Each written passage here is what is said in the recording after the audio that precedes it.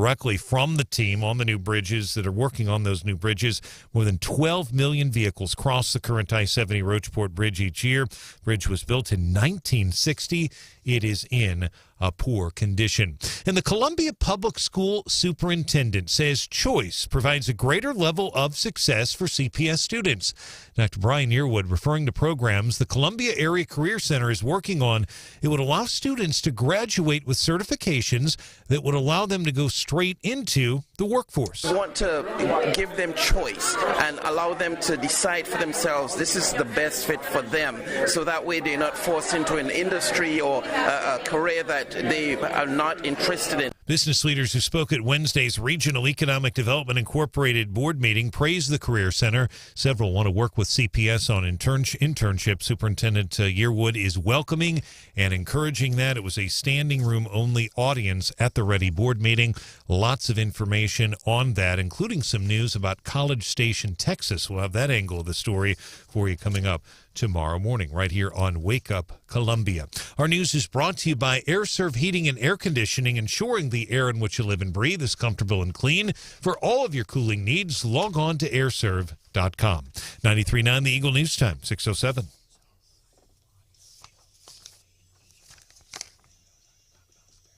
In sports, Dodgers overcame a 6-0 deficit to come from behind. They beat the Cardinals last night at Busch Stadium 7-6. The Dodgers only had 4 hits in the first 6 innings, and then they just came alive after that. 3 runs in the 8th inning, 2 in the 9th for the win. Will Smith had a huge home run in the game for the Dodgers. St. Louis falling to 48-43, 2 games behind the Brewers in the National League Central. Rubber game in the series is tonight. First pitch set for 6:15 on 93.9 The Eagle. Very tough loss for the Cardinals. And again, they had a chance to pick up a game because Milwaukee lost. They would have cut it to 1.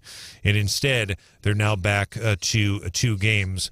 Very disappointing. Actually, they would have tied it because Milwaukee was right there. So just very disappointing. Rubber game tonight, 6:15, 93.9 The Eagle. Kansas City beat Detroit last night, 5-2. Brady Singer earning his 4th win of the series. Royals are in Toronto tonight. They're without 10 regular players because they are unvaccinated.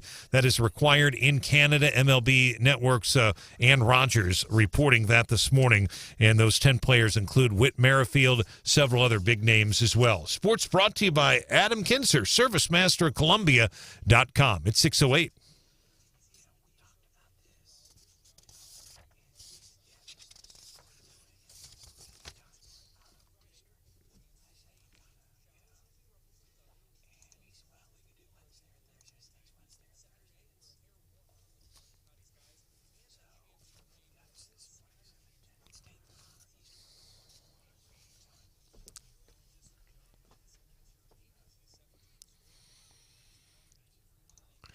All right, John, thanks so much. We continue to warm up here in mid-Missouri already on this Thursday morning. Partly cloudy skies outside, 69. 6:09, 93.9 The Eagle, 93.9theeagle.com. Traffic with midmohires.com. Local companies looking for local people. 2 very quick notes. Number 1, MoDOT about ready to wrap up work here in the next few minutes. They haven't already on the Ashland area. In the Ashland area, southbound lanes, that on-ramp getting off to Ashland from 63 has been closed for a couple of hours now. They work their way down from Conley Road in Columbia all the way down there. They're about ready to wrap up.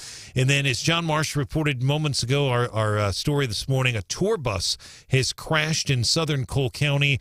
It has students on it. The bus hit a house, ended up at a farm field. 14 people taken to a hospital this morning. They've been transported to University Hospital. We'll keep you posted on that one as well. I'm Brian Hauswirth, 93.9 The Eagle.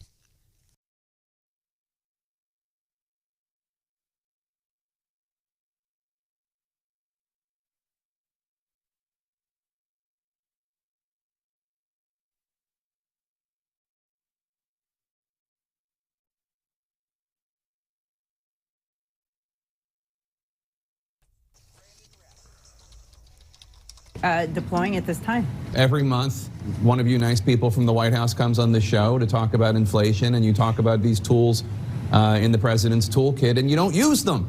You don't use these tools. Meanwhile, prices are still going up. That's Jake Tapper, CNN. Two big things here. He's talking to a White House economic advisor, whatever they are, and he's saying, listen, you come on, and this was on the heels after Stephanie Bell revealed to you first yesterday morning, as soon as those inflation numbers came out yesterday. She was on it, and then specifically, we're talking about how this is affecting mid-Missouri farmers. I mean, this stuff, we're paying a lot for Progressive soup and gasoline, and daycare, and all of that stuff. But our people in the ag industry, I think at the very least, the second biggest economic engine in the state of Missouri, $80 to $100 billion pumps through our economy. God bless you folks in the agricultural industry. So we had those numbers. So two big important things there. Number one, that is CNN. They continue. Everybody's calling out Joe Biden and saying, what the heck are you guys doing? That's what I hear. That's not what they're saying. Jake Tapper on CNN yesterday got about as close to saying, what the heck are you guys doing? And he's right. He's appropriate. And he said, and he's very polite. Every month, we have one of you economic advisors on from the White House, and we know it's bad, and it's hurting families all across America, hurting families here. And you say, oh, we're working on it. You talk about these tools we have, and he says you're not doing anything. And her answer was not important either, because she just said blah, blah, blah, blah, blah, blah, blah. Welcome into the show. How you doing otherwise this morning, Mr. Hauswirth? Well, it has been, my goodness, we've had a busy morning. I had a good meeting yesterday at Ready and came out of there with a couple of good stories, but we had this tour bus crash, a few other things. But, you bring up a very good point about those numbers are still 9.1%. That's really concerning. It's to the point, because this is real life stuff. It's to the point, like Stephanie Bell's kids. She has 3 lovely kids, yep. And they're starting to kind of ask, "Hey, Mom, hey, Dad, how come this?" Kids are noticing. So this is, again, I go back to, it's not conservative talking points. These are real life consequences. I've seen some memes about being a millennial because, again, I graduated law school in like 08, 09. And so we went through that. And then, we've had COVID and it's like, hello, I'm tired of living in unprecedented times. And exactly. Like, I've already had to parent through COVID, which I didn't know how to do. And now there wasn't a manual on that, was there? There was certainly not. There was certainly not. And I think, as a parent, you draw on your own experiences. And I don't know how to raise kids in a period where we have this kind of inflation when they go to buy their first home and, the prices are insane. And I've never lived in a world like this. And so it worries me about my ability to help my children through this type of world. And Hannah, the producer, a 22-year-old college grad, is making life-changing decisions at the gas pump, and sometimes she's not making decisions at the gas pump. Sometimes I don't have a choice. It's not so much a decision, it's just a fact of life. So what happened this morning? Hannah, the producer, who lives in California, she's in Jefferson City and Columbia and Centralia, traveling around. What happened? So I left the house knowing I needed gas. And I was like, oh, it's no problem. I have enough gas to make it to Ashland. I was like, I'll fill up. I'll get some protein shakes and stuff for my lunch. It'll be great. Well, on southbound Highway 63, they were doing road work on the off-ramp to go into Ashland. So that was not an option. I'm like, okay, I'll make it to Deer Park. No Sorry problem. about that. Yeah, thanks, Stephanie. I was like, I'll make it to Deer Park. No problem. At this point, my fuel gauge is not telling me how many miles I have until empty. It just says low. That's the worst. Yeah. So I'm starting to sweat a little bit, but I'm like, Deer Park is just up here. We're good. I get to Deer Park, and all 4 of their gas pumps say out of order for unleaded gas. Man. So I somehow made it to Columbia, to the Grindstone exit, and I had to have been on fumes. That's awesome. But you made it. I made it. When I left my house, it said I had 53 miles till empty, and it is a 51-mile drive to Columbia. Wow. Off the text, 874-9390, Richard says, Hannah, I grew up in California. Go across from Casey's. There's an insurance guy who's in charge of some stuff. Nice guy. Just a good person for you to meet. And he says, might be a nice-sized building for your impending wedding. I said almost. Oh, my gosh. Wow. That was not intended. That's a line in a book I like to read, impending doom. Your impending wedding. Sorry. My name is Branden Rathert. I'm just a 51-year-old white dude, and I remember things like Joe Biden You all remember what the economy was like when I was elected. Yep, we do, Joe. We do remember what the economy was like when you were elected in November of 2020. We do remember, and that's the problem. Here's the other thing we're on, and again, I go back to, if you're new, we welcome you. You're younger, you're a millennial, or whatever the generation is nowadays. We welcome you, man. We hope you check us out for a couple of weeks. You don't like it, we will gladly refund your money after 30 days.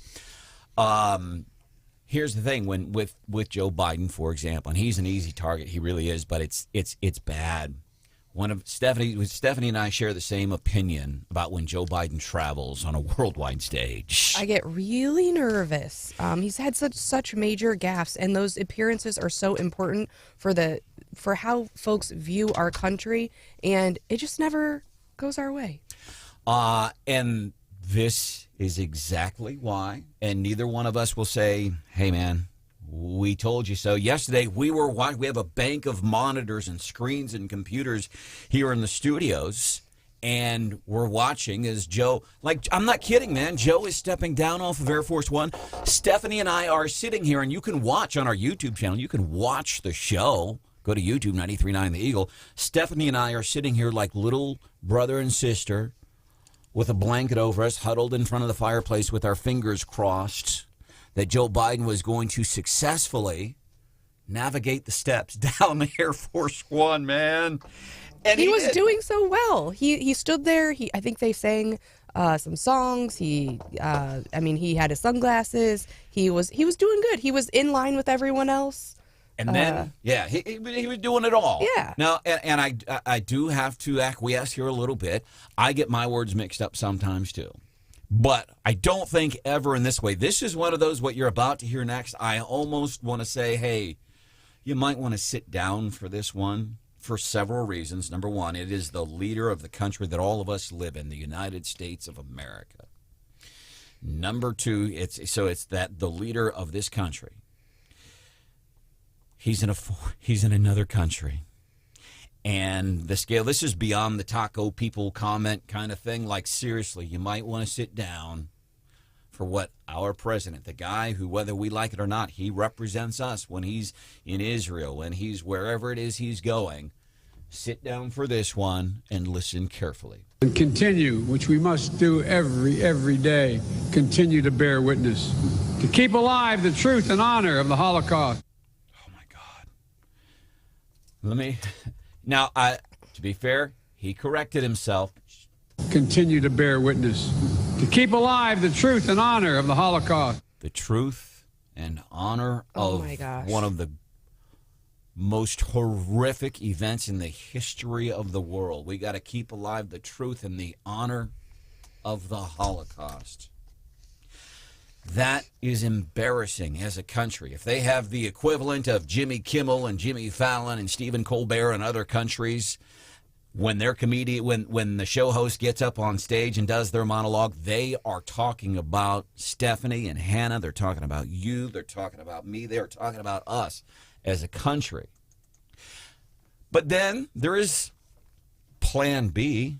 Seems like maybe it's a small issue, it's a big issue. You need to get to go and need to be able to get where you need to go to do the work and get home. That sounds like going to the bathroom. Listen to that again, like if you really have to go potty. Big issue. You need to get to go and need to be able to get where you need to go to do the work. And that's the vice president. What was she talking about? God knows. That's not important, Stephanie. We don't need context in this one. Brian Hauswirth has left the room to work on some other big stories. Should I go poke my head out in the newsroom and ask if we need context? Hey, Kamala, we think is talking about going to the bathroom. Can you come in, Mr. Hauswirth, the news director for the entire Zimmer Radio Network, and give us some context? And we're going to move forward here because I do want to get into the daily DC rundown with Stephanie Bell, but I think it goes back to one of our mantras, I think, here on the show. We talk about elections and the president and stuff like that, but especially as we're, 19 days away from our primary elections, the more localer, the more importanter the election is. So there is some solace in knowing we can go out, we can make some decisions coming up on August the 7th, August the 2nd in the congressional district races, and of course the Senate race. What's underneath the circus tent this morning? Can we get a round of applause for Joe Manchin? I might be fangirling a little bit. All right, Joe Manchin. He's underneath the circus tent this morning in the Daily DC Rundown. How come? It's coming up 5 minutes from now here on 93.9 The Eagle.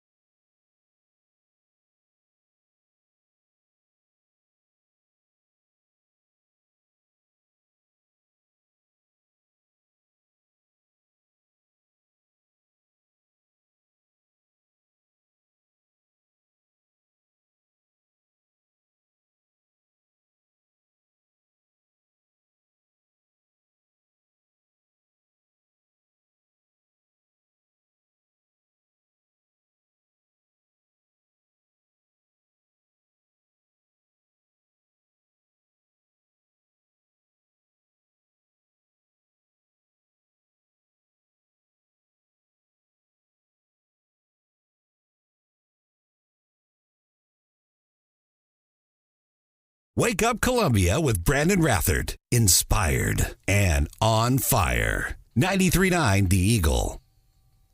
To my friend Joe Manchin from West Virginia, whose vote is going to be necessary for this, yes, I would remind him that Joe Biden's popularity in that state is as low as it is in Wyoming.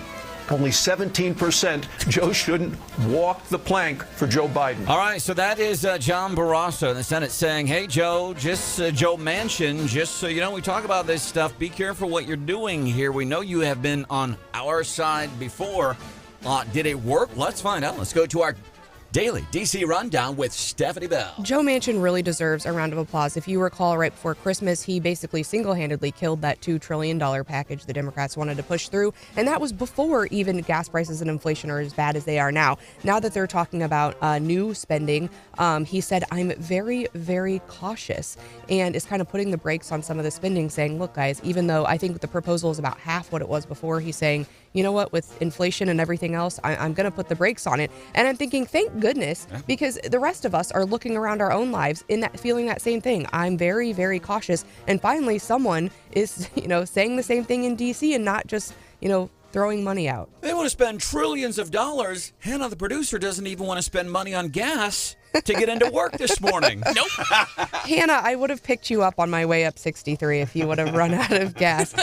Also, the House on Wednesday did approve an expansion for veterans seeking health care and disability benefits, those who were serving in Iraq and Afghanistan who were exposed to toxic burn pits. So we talk about what great health care we have right here in mid-Missouri with the VA.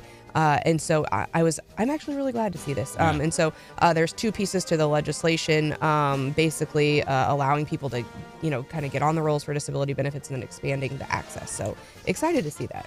We love our veterans here. We were talking about the Fisher House earlier this week, which would be kind of like a Ronald McDonald House is for kids, but this would be for veterans at the VA.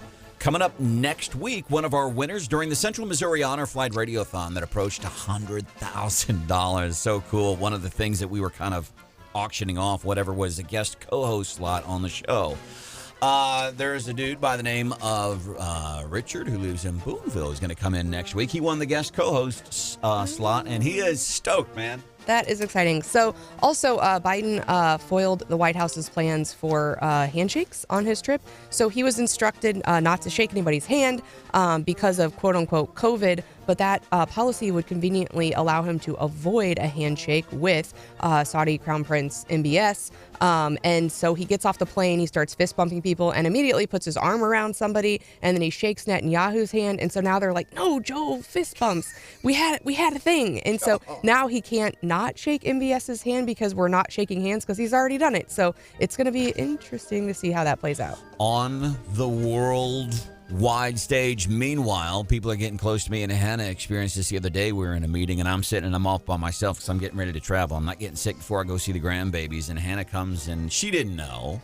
I was running late, and it was the first open seat I saw. And I'm like leaning back. Anytime somebody gets in I'm leaning back like this. Coming up a few minutes from now, I don't know if you've seen the Uvalde video of the officers in that school building, and it got us to wondering, so what's happening here locally when it comes to training for active shooter situations? We're going to cover that about 5 minutes from now.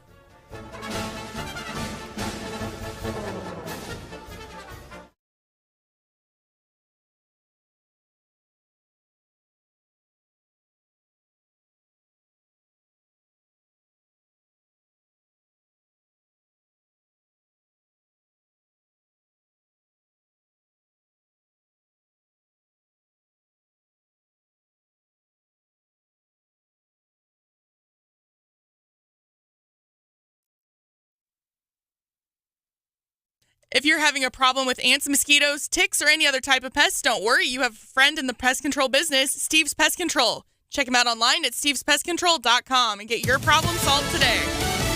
Fox News, I'm Lillian Wu. President Biden in Jerusalem talking cooperation at the first leaders meeting of the I2U2 group. The more we work together, the more we'll see the benefits multiply and grow to advance our shared commitment to peace, stability, and growing prosperity. He was joined by the prime ministers of India, Israel, and the UAE, and heads to Saudi Arabia tomorrow. A lot of the talk here in Israel has been about Iran. And on the way out, Jake Sullivan was talking to reporters on Air Force One about this new intel that Iran might soon start teaching Russians how to use armed drones. The more immediate concern here in Israel is the possibility of Iran turning weapons towards Israel. Fox's Peter Ducey.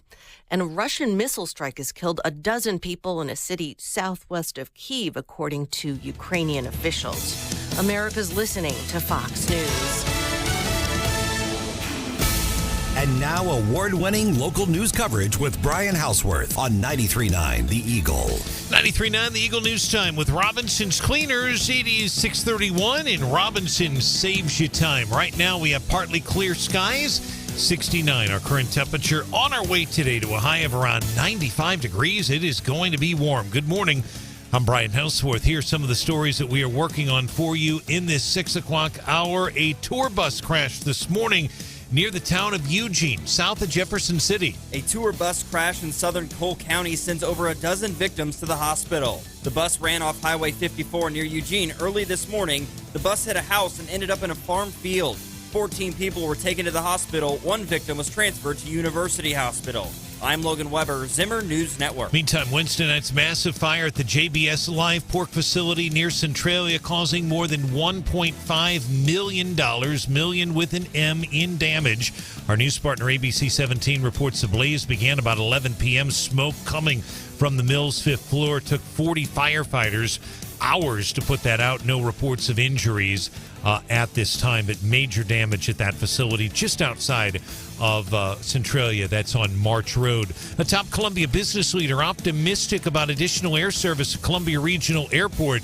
Regional Economic Development Incorporated President Stacey Button tells business leaders she has had 3 follow-up meetings with 3 different airlines. We attended a network planning conference in March, and so having these additional meetings with the airlines following that conference in March has really been tremendous. Button spoke at Wednesday's Ready Board of Directors meeting, and state officials will hold updates on the massive I-70 Roachport Bridge project, 3rd Saturday of each month. First one is this Saturday morning, 9 o'clock. News brought to you by Mid-America Mortgage.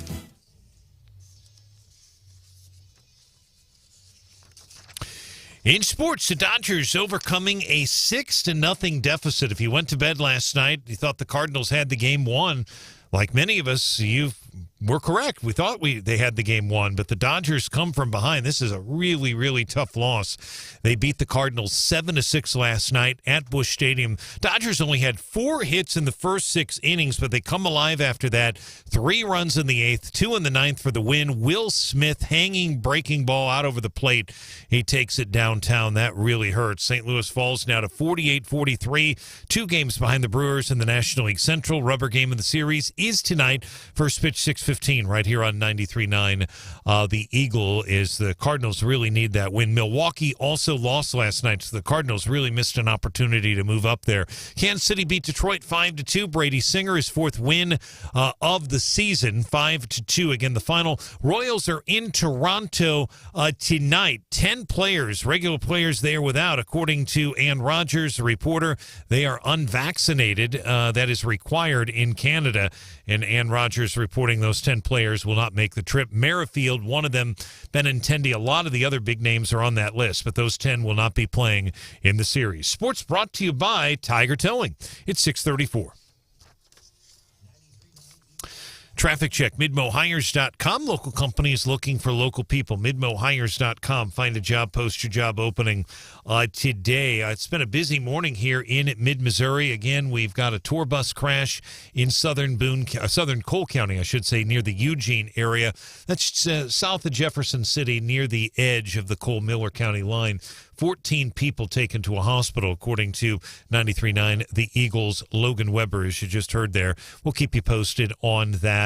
And also a major fire overnight in Centralia that shut down some streets in the Centralia area as well. That's fire has been put out. We'll keep you posted on all those and more coming up throughout the morning. I'm Brian Hauswirth, 93.9 The Eagle.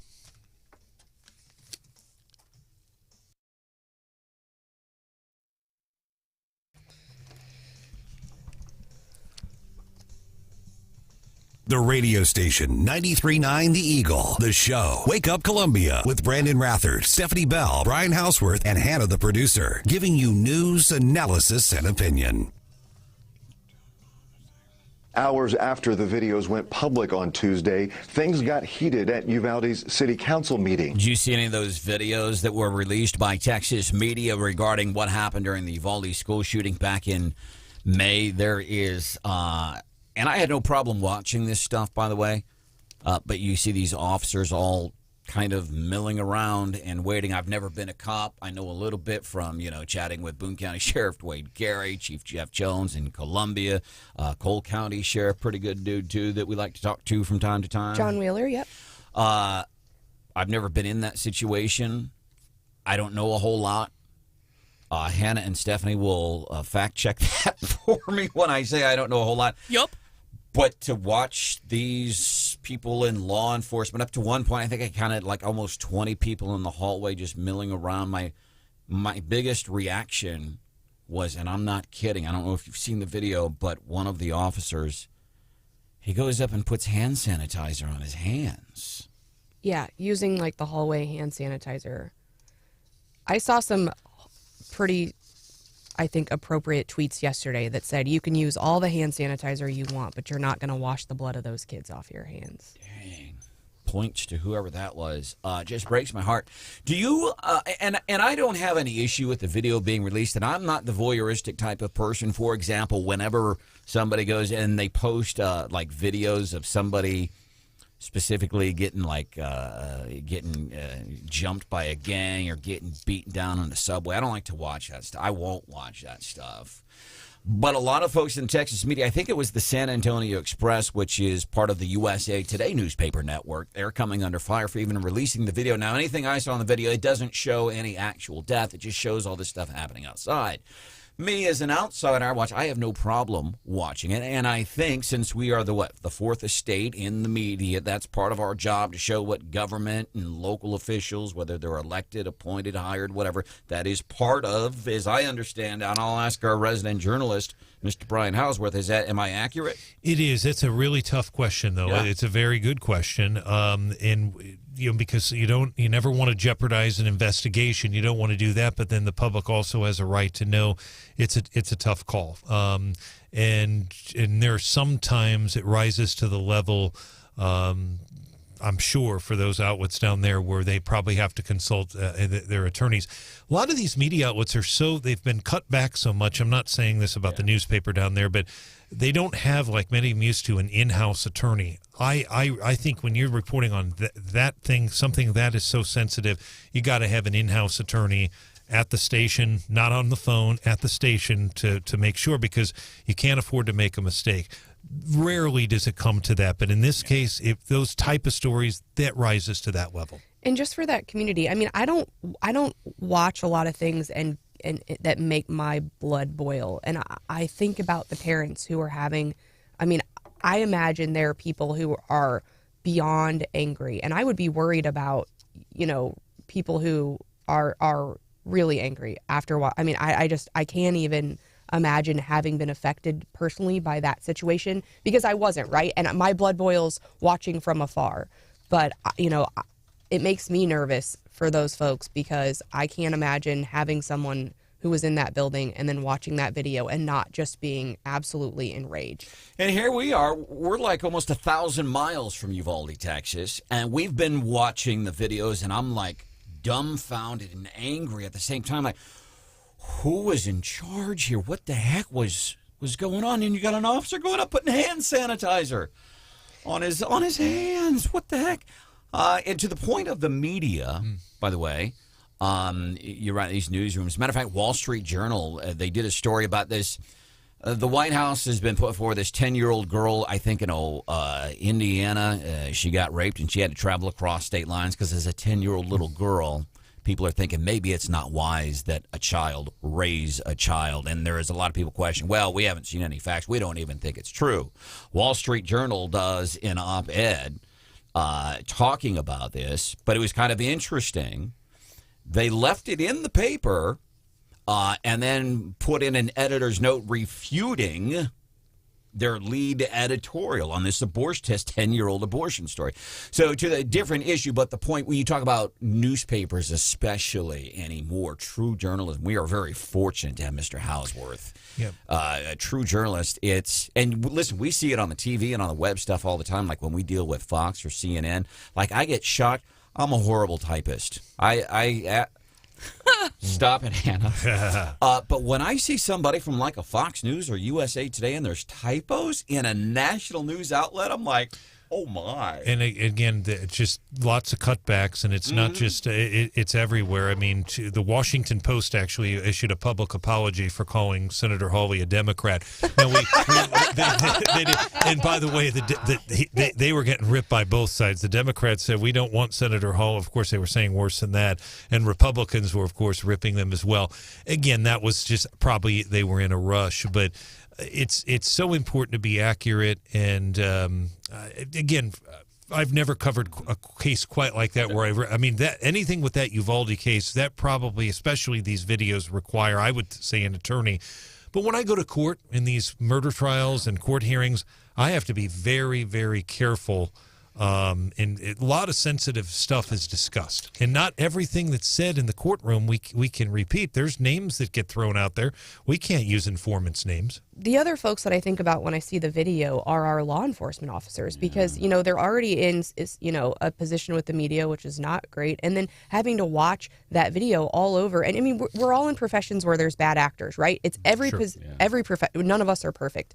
And so having that kind of reflect on the profession, I saw several reactions on social media from local law enforcement officers saying, like, that was exactly the wrong thing to do. And those folks were in the wrong. And we train differently than that. We wouldn't do that. And, but it's got to be hard as a police officer training for those situations, feeling like you're ready, feeling like if it was you in that situation, you could have saved lives, and then watch people in your own profession fall down on the job. I think that's got to be hard for law enforcement As officers. a bystander, are you comfortable watching those videos? That video I have no problem watching, and I don't have problems with the news outlets releasing it. Now, I am not the parent who lost a child at that. I'm guessing a very different thing, because you talk about your reaction. We're a 15-hour drive from there, and it angers us. I can't imagine what those parents are going through. But I have no problem watching that type of video. I've not been trying to watch it. I have seen the screenshots, and that's enough for me. Yep. And you have 3 kids. And my oldest was a 4th grader, which was the same age as the class at Uvalde. I'm wondering, so what happens here? Captain Brian Lear is with the Boone County Sheriff's Department, and he was talking to our news friends over there at ABC 17, talking about how they stay trained and they're constantly up to date and always planning for these types of things. Trained to identify the threat, take whatever means possible to stop the threat. Whenever law enforcement would wait, if there was an active killer inside a building, it all too often cost lives. We're constantly in law enforcement training for those. That's Captain Brian Lear, Boone County Sheriff's Department. Hey, we're constantly training, and this is what happens if, you don't go in. And I wonder, as parents, we talk about these parents that get upset nationwide. Do they go to their schools? Because I know you've kind of poked around a little bit. You want to know, and I applaud you as a parent, man. I've got grandkids. But as a parent, kind of want to know, hey, Mr. Principal or Mr. School Edmond, we have a plan, right? We've got a plan of action. And I wonder how many other parents actually do that. Yeah, and I mean, there's been a lot of interest in schools and locally, and there's been folks that have shown up to our Board of Aldermen meeting talking about school safety. And as an alderwoman, I've gotten emails about school safety, and it's on the minds of our local law enforcement. And again, I mean, we talk about how important, local elections are, but I mean, it's true with law enforcement too. I mean, I have, these folks I know, and, with the Cole County Sheriff, with the Boone County Sheriff, with our Ashland Chief Edwards, I know them. I know how they would react. I have every confidence in the world that, action would be the first priority, right? And so, you have to, I think that's why, local elections and local politics are really important, to know your folks, know what kind of leader they are, know how, know what they're doing to train. I mean, we've had Sheriff Carey on here talking about how important training is. I've heard Chief Edwards talk about that. So, I think you have to be involved. You have to know what's going on and have that faith in the leaders in your community. And I have it here, but oh gosh, I feel so awful for the folks in Uvalde. The parents, I just can't even. And remember those parents too. And again, that's precedence. I could not imagine losing a child. I lost a brother when he was 16. I was 19. I lost a niece at the age of 9. I've never lost a child. My dad knows the pain of losing a child. I can't imagine that. But then you talk about then everything else going on, the cost of everything. It's just incredible. And people, so we look at how bad things are nationwide. We talk about cost and stuff, and we are going to offer some hope here in just a minute. There's hope. A little doom and gloom, some of this stuff, but there is potentially a little bit of hope this morning. Congressman Jason Smith, now he reps Southeast Missouri, but he's important here because he's very likely he's on the budget committee, but he's going to be going into a higher ranking position at one point in time. Talked that he might run for the U.S. Senate race, decided not to, and he gets almost most northwestern parts of his district. Does a little bit get into kind of where we are, but there is an act, and he is one of the folks. We got a congressman from Missouri. He is one of the folks that is front and center on this. I think it's called the REIN, REIN. Yep, rein in, reduce exacerbated inflation negatively impacted the nation Inflation Act. You got to have a cool acronym. Like whoever does that, do you think they also write commercials and other things? Because I would never be able to do that. Or is there some kind of computer generator say, hey, we've got this. Can the computer, like with the phone numbers, remember when businesses call 789-DIG with 2 G's? Hey, how do we get these words? I wonder if it happens that way. If it just puts every word through the thesaurus until you get to a cool acronym. Yeah. So we're going to try to get you some positive news. Congressman Jason Smith, kind enough to join us out of district. He's going to be joining us at 7:10 because we know we have leadership in the White House that they just can't even be honest. Nobody can come out and say, man, we get it. We're screwing things up. They can't. There's a lot of power in somebody saying, yep, I did this wrong. I apologize.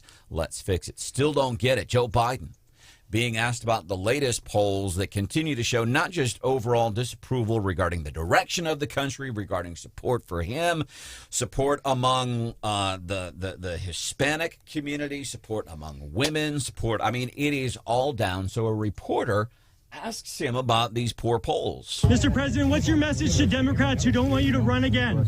Read the polls, Jack. You guys are all the same. Read the polls, Jack. Read the polls. I like it. He's hearkening his inner Ray Charles there. Read the polls. Okay, let's look at the polls, Steph. They suck. We don't even need to get into the numbers. They suck. Coming up, there were thousands of people, really, showing up at a botanical botanical garden. I don't know the proper thing, but showing up at a botanical house in Missouri. Thousands, which probably quadruples their, I don't know, yearly. I don't know how many people visit a botanical garden. Why were all these folks, thousands, hitting up a botanical garden in Missouri? We're going to do that story coming up 5 minutes from now on Wake Up Columbia on 93.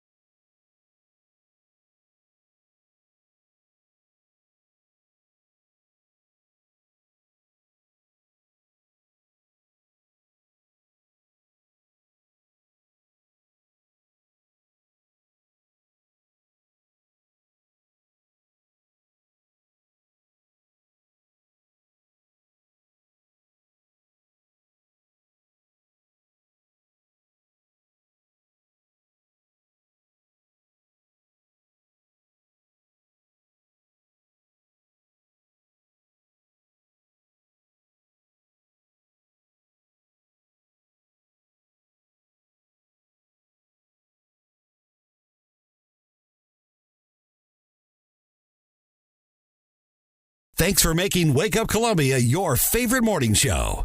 93.9 The Eagle. Big news from the Missouri Botanical Garden. Right now, Luna the corpse flower is blooming. The bloom only lasts 12 to 36 hours, so if you want to get a whiff, you'd better head out there. The flower gets its name because it unleashes a foul odor when it blooms. The smell is often compared to rotting meat. 2,000 people at least, according to KSDK Channel 5, St. Louis NBC affiliate. 2,000. So you heard the flower's rare. It blooms once in a while. It's a big deal to get one of these because I don't think it blooms every year. 2,000 people lining up at the Missouri Botanical Gardens to smell this thing that smells like rotting meat. And I love it because I'm watching the story, and what's the video? It's people going up, oh, that stinks. Yeah.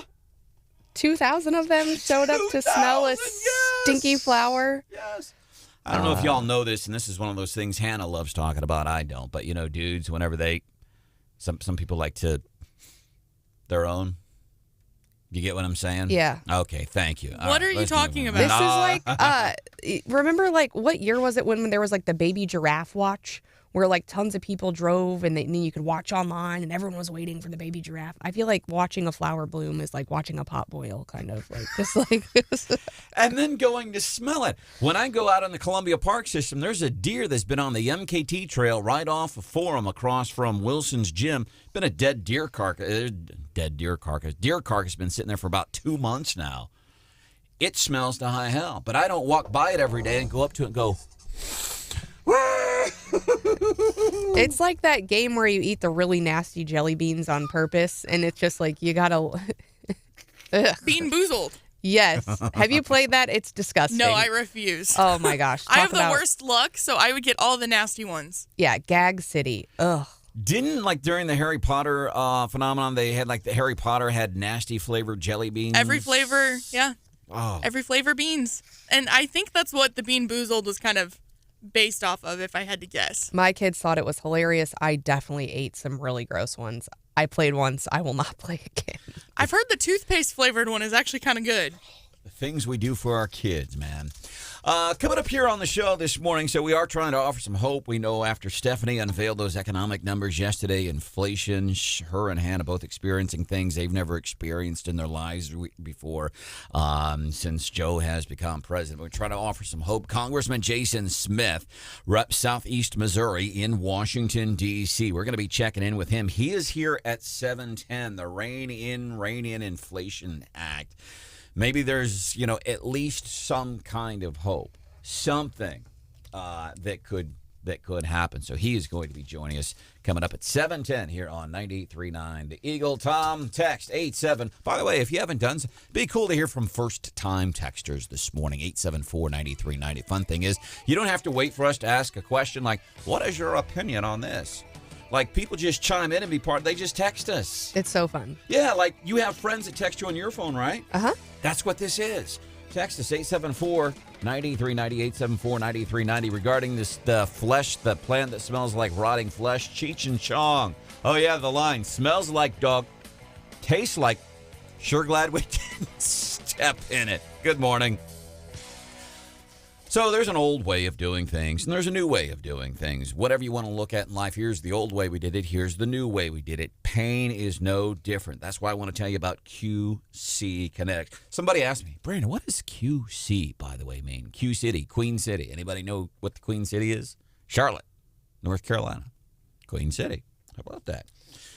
Whole bunch of useless information. But this info, pretty useful, because if you've ever dealt with pain, long-term chronic pain, you know the frustration. Besides the pain, man, it affects people around you because you're cranky, because you're hurt. That's why you got to check out the new way with QC Kinetics. QC Kinetics is the nation's leader in regenerative medicine. I would challenge you, look up regenerative medicine first, then you call QC Kinetics, 573-545-5588, 573-545-5588, QC Kinetics, 573-545-5588.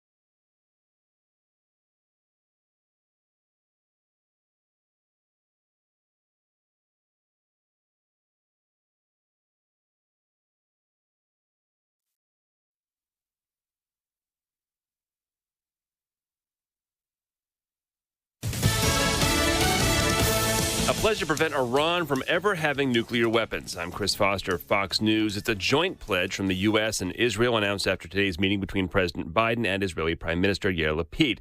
They also held a virtual summit with the leaders of India and the United Arab Emirates. The more we work together, the more we'll see the benefits multiply and grow to advance our shared commitment to peace, stability, and growing prosperity. They all go together. President Biden's being awarded Israel's Presidential Medal of Honor today.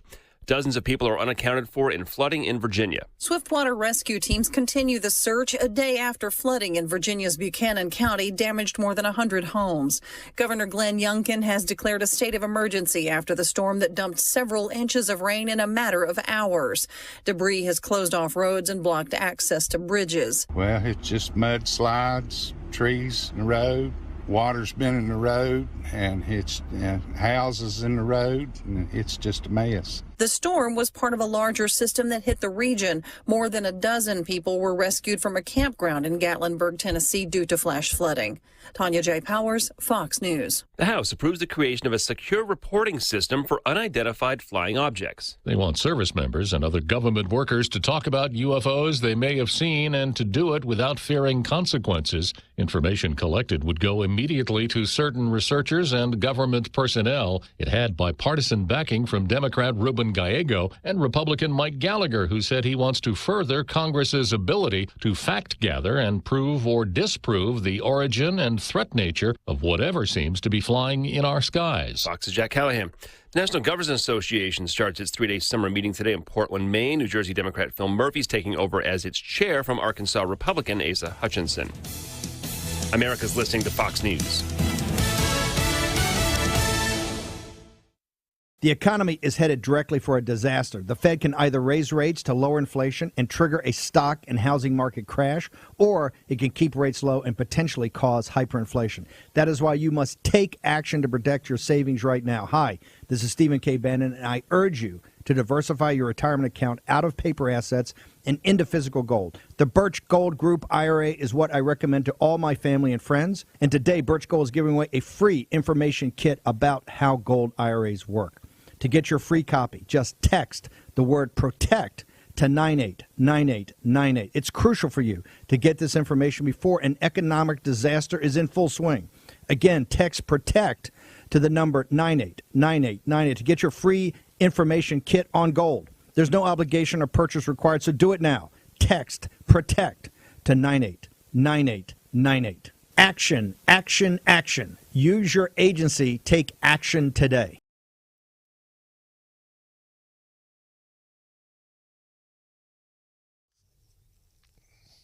93.9 The Eagle News Time with Robinson's Cleaners. Robinson saves you time. It is 7:03. We have a very warm day today. We're expecting a high of around 95. Already at 72 degrees here in Columbia, at 71 degrees in Jefferson City. Good morning, everyone. I'm Brian Hauswirth. We begin this hour with breaking news. The Missouri State Highway Patrol has just posted its crash report about that overnight wreck on Highway 54 near Eugene that involved a number of juveniles and also some adults as well. It happened off of Highway 54 about 2:30 this morning, according to the State Highway Patrol's crash report, which has just been posted. It happened when the 62-year-old driver from Boonville fell asleep at the wheel about 2:35 this morning. Now, troopers, this is straight from the report, say the bus traveled off the left side of Highway 54. This is a tour bus, traveled through a median, hit a ditch, then traveled across the westbound lanes of Highway 54, hit another ditch, then hit a house, a shed, and a fence. My colleague ABC 17's Ben Fine has been on scene all night. Ben is also reporting that it hit and missed, hitting several trees and almost hit a propane tank. It came very close to hitting a propane tank, according to Ben Fine, who is on scene. Now, there is some good news here, according to the crash report. And again, I've typed this up as quickly as I could. We just got it.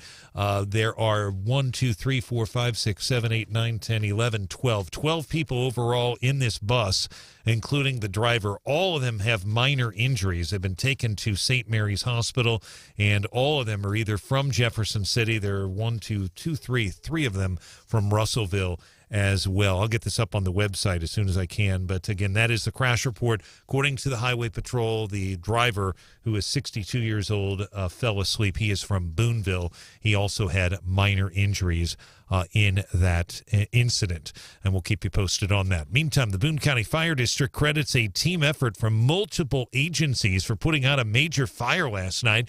This is at JBS Live Pork near Centralia. The fire district tells ABC 17 the fire started at about 11 o'clock last night. $1.5 million in damages, and no injuries are reported. A top Columbia business leader is optimistic about additional air service at Columbia Regional Airport. Regional Economic Development Incorporated Ready President Stacy Button says coming out of the pandemic and looking at the travel rebound has been important to COU. She tells business leaders yesterday that she has had 3 follow-up meetings with 3 different airlines, all interested in Columbia. We attended a network planning conference in March, and so having these additional meetings with the airlines following that conference in March has really been tremendous. Button spoke at Wednesday's Ready Board of Directors meeting. American Airlines currently the only airline providing passenger service at COU. They provide daily service to both Dallas-Fort Worth as well as to Chicago. Speaking of COU, the manager says that the new passenger boarding bridges will improve the airport experience for everyone flying in and out of COU. You're going to have a chance to see those bridges for the first time on Tuesday, July the 26th, when COU offers guided tours of the $23 million new terminal that's set to be finished in September. Tours start that day at 3:30 by the existing terminal south side. Main funding source for the new terminal, a hotel tax approved by Columbia voters back in 2016. Current terminal was built in 1968. The search continues this morning for a Lake of the Ozarks attorney who's been missing. He's not been found. He's been missing since Sunday, according to my colleague John Marsh. The attorney was last seen at his home. Here's John's report. A new twist in a missing persons case at the Lake of the Ozarks. A car found submerged in the lake is not connected to a search for a missing local lawyer. Brian Bird was last seen Sunday leaving his home on Sweetwater Drive at the lake, driving a black Lexus. He's described as 6'2", 185 pounds, with gray hair and blue eyes. Sheriff's office started its search on Tuesday and found a stolen vehicle from years ago at the bottom of a boat ramp. They say the car is not involved with the missing persons case. John Marsh, Zimmer News Network. John, thank you so much. And several Columbia area business leaders and executives who spoke at Wednesday's board meeting say they want to work with CPS on internships. They're also interested in the Columbia Area Career Center. CPS Superintendent Dr. Brian Yearwood is all in. The CACC will be receiving a $15 million addition and renovation. You'll hear from Dr. Yearwood about the importance of these partnerships with companies like PepsiCo coming up at the bottom of the hour. Our news is brought to you in the 7 o'clock hour by The Candy Factory. The Candy Factory is in downtown Columbia. Learn more, thecandyfactoryonline.com. 93.9 The Eagle News Time, 7:08.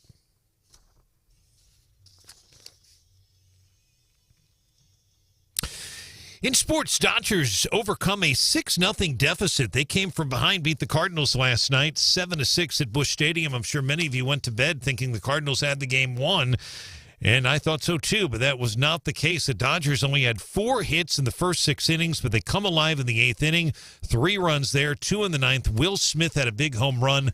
Mookie Betts had a huge RBI in the 8th inning as well. They tie it in the 9th, then they win it. St. Louis falls to 48-43. They're 2 games back of the Brewers in the National League Central. Rubber game of the series tonight. First pitch, 6:15, 93.9 The Eagle. Kansas City beat Detroit 5-2. Brady Singer, his 4th win of the year. Royals in Toronto tonight. Ann Rodgers reporting this morning that 10 Royals regular players are not going on this trip to Toronto. They are apparently unvaccinated, which is required in Canada. Whit Merrifield among the 10 not making that trip. Sports brought to you by Betts Jewelers, downtown Columbia. Gifts that last a lifetime. Our news time, 7:09.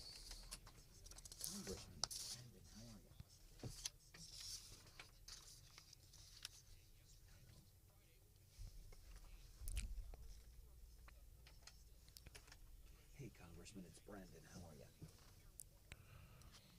Pretty good. Oh, hey, we're not on there yet. I just wanted to thank you, and I wanted to give kudos to Tate O'Connor. All right, John, thanks so much. Weather brought to you by Steve's Pest Control. You can call Steve's Pest Control to take care of your mosquitoes. 74 degrees. Traffic check with MidmoHires.com. Local companies are looking for local people. MidmoHires.com to find a location near you. Highway 54, just a very quick update on this tour bus crash that happened overnight. Many of you interested in that. Almost all the people that were injured were from Jeff City, 2 or 3 from Russellville as well. That scene has been cleared, but it's still kind of an active scene because they've got to get some damage done. There's damage to a fence, a house was hit, etc. So in that area, give yourself some extra time on Highway 54 in the Eugene area. I'm Brian Hauswirth, the 93.9 The Eagle.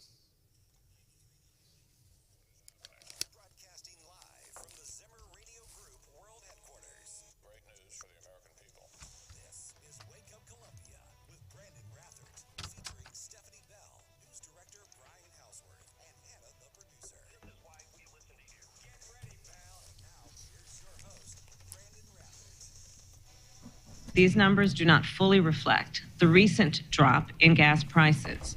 Average national gas prices have fallen every day for nearly 30 days. Since mid-June, prices are down 40 cents a gallon. Fighting inflation is one of our administration's top economic priorities. All right, the vice president is lying to you. As a matter of fact, CNN's Jake Tapper agrees with our assessment on this. One of you nice people from the White House comes on the show to talk about inflation, and you talk about these tools in the president's toolkit, and you don't use them. You don't use these tools. Meanwhile, prices are still going up. That's CNN's Jake Tapper talking to some White House economic advisor saying, yeah, you keep saying this. We heard the vice president, Kamala Harris, say, we're working on it. They're lying to you. Jake Tapper saying as much right in the face of a White House economic advisor yesterday. I want to bring in Missouri's Congressman Jason Smith, 8th District of Missouri. He reps Southeast Missouri and gets up about almost into our area here, just a skosh. Went to school here at Mizzou. Congressman Jason Smith is now, we're offering some hope now, I hope, because there's been some doom and gloom kind of this morning on several levels. Yeah, we've been talking inflation. We talked about Uvalde. It's been a hard morning. Some hope. Congressman Jason Smith, thank you for being here. What are you and some of your colleagues in Washington, D.C. trying to do to help out us Missourians? I'll tell you, it's great to be with you all this morning. The best hope that we can get is to stop the main proposal that the administration and Nancy Pelosi and Chuck Schumer is trying to push right now to solve inflation. Their solution to solving inflation is to spend $1 trillion more and to have another $1 trillion in tax increases. They're trying to revitalize the Build Back Better bill, which is the absolute wrong solution to inflation. You cannot spend your way out of inflation. That is why we are where we are today. 9.1% inflation, 13.8% since Joe Biden took the oath of office. Missourians can't live with that. I mean, they can't afford to put food on the table and clothes on their backs and, of course, to fill up their car. Yeah, it sucks. We know it's bad. So what are you and some of your colleagues in D.C. doing? Right now, I am working nonstop with Senator Manchin, Senator Sinema, to making sure that they have the information at their fingertips. Because, as you know, the Democrats control the House, they control the Senate. If every Republican votes together to stop a piece of legislation, we still lose. We have to get Democrats to stand up and to fight for the American people. And let me tell you, so far, we've been able to be successful with Senator Manchin and Senator Sinema. And I'm telling you, I'm in constant contact with them, and that is how we're doing it. When they have questions about the economic status of certain bills and how the spending will affect their constituents, I've been providing that. So as a matter of fact, I was chatting with somebody else in Washington, D.C. yesterday and said you guys are kind of working with Elise Stefanik out of New York on something called the Rein in Inflation Act. What is this? Absolutely. We filed this piece of legislation yesterday, which would require the administration to publish the inflationary impact of any executive actions before they become in action. And the reason why this is such a great concern is that this administration has done over 500 executive orders since they've taken office. And just a few weeks ago, I asked the Congressional Budget Office to do an official score of just over 15 different executive actions that this administration did to see how much it was costing the taxpayers. In fact, in those just over 15 executive actions, CBO came back that it was costing over $530 billion with a B. And that is what the administration is spending and costing tax dollars without even going through Congress, which is also a huge influx of money into our economy that is only fueling the fire of inflation. And that is where we need to stop it. Congressman Jason Smith, Rep. Southeast Missouri. He's joining us this morning here on 93.9 The Eagle. Branden, thanks so much. Congressman Brian Hauswirth, we really appreciate you joining us. And for people who don't know, if Republicans retake control of the U.S. House, this gentleman who's with us would be the chairman of the House Budget Committee on Capitol Hill. That is a huge post. So if that happens, he would be the chairman. Two very quick questions, Congressman. Number one, in your release yesterday, you talk about the inflation being at a 40-year high, and you talk about some commodities and how they're increasing faster than inflation. You mentioned chicken, 18.6%, milk, 16%, eggs, 33%. Agriculture is huge in Southeast Missouri. It is the backbone of your district. What are you hearing from farmers?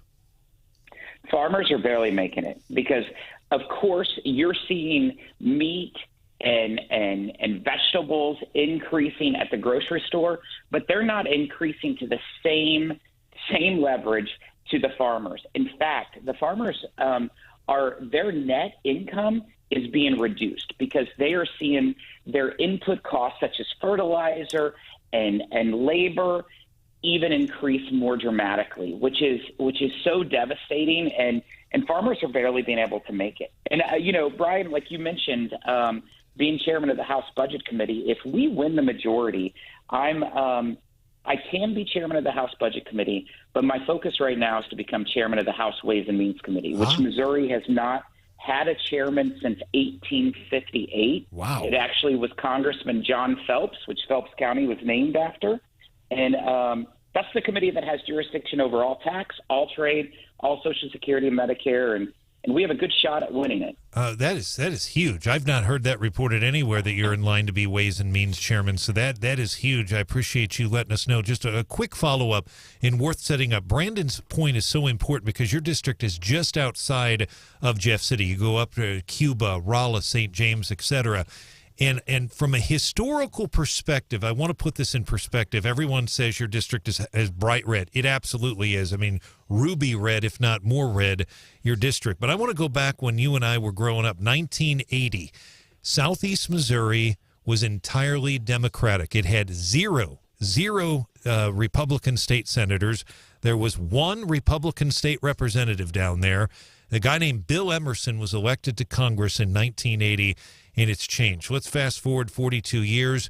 The entire legislative delegation in that district, every single one, Republican across the board. It completely flipped. What happened, Congressman? It's taken a lot of work. It started with Bill Emerson, went on to Joe N. Emerson. I feel like that when we took over that congressional district, we had one Democrat senator and 7 Democrat state reps, and we just got out what our values were as a party, what we believed in, how we wanted limited government and freedom, and it has just evolved that congressional district. 2 years ago, we had 6 different Democrat county sheriffs that flipped. They switched parties.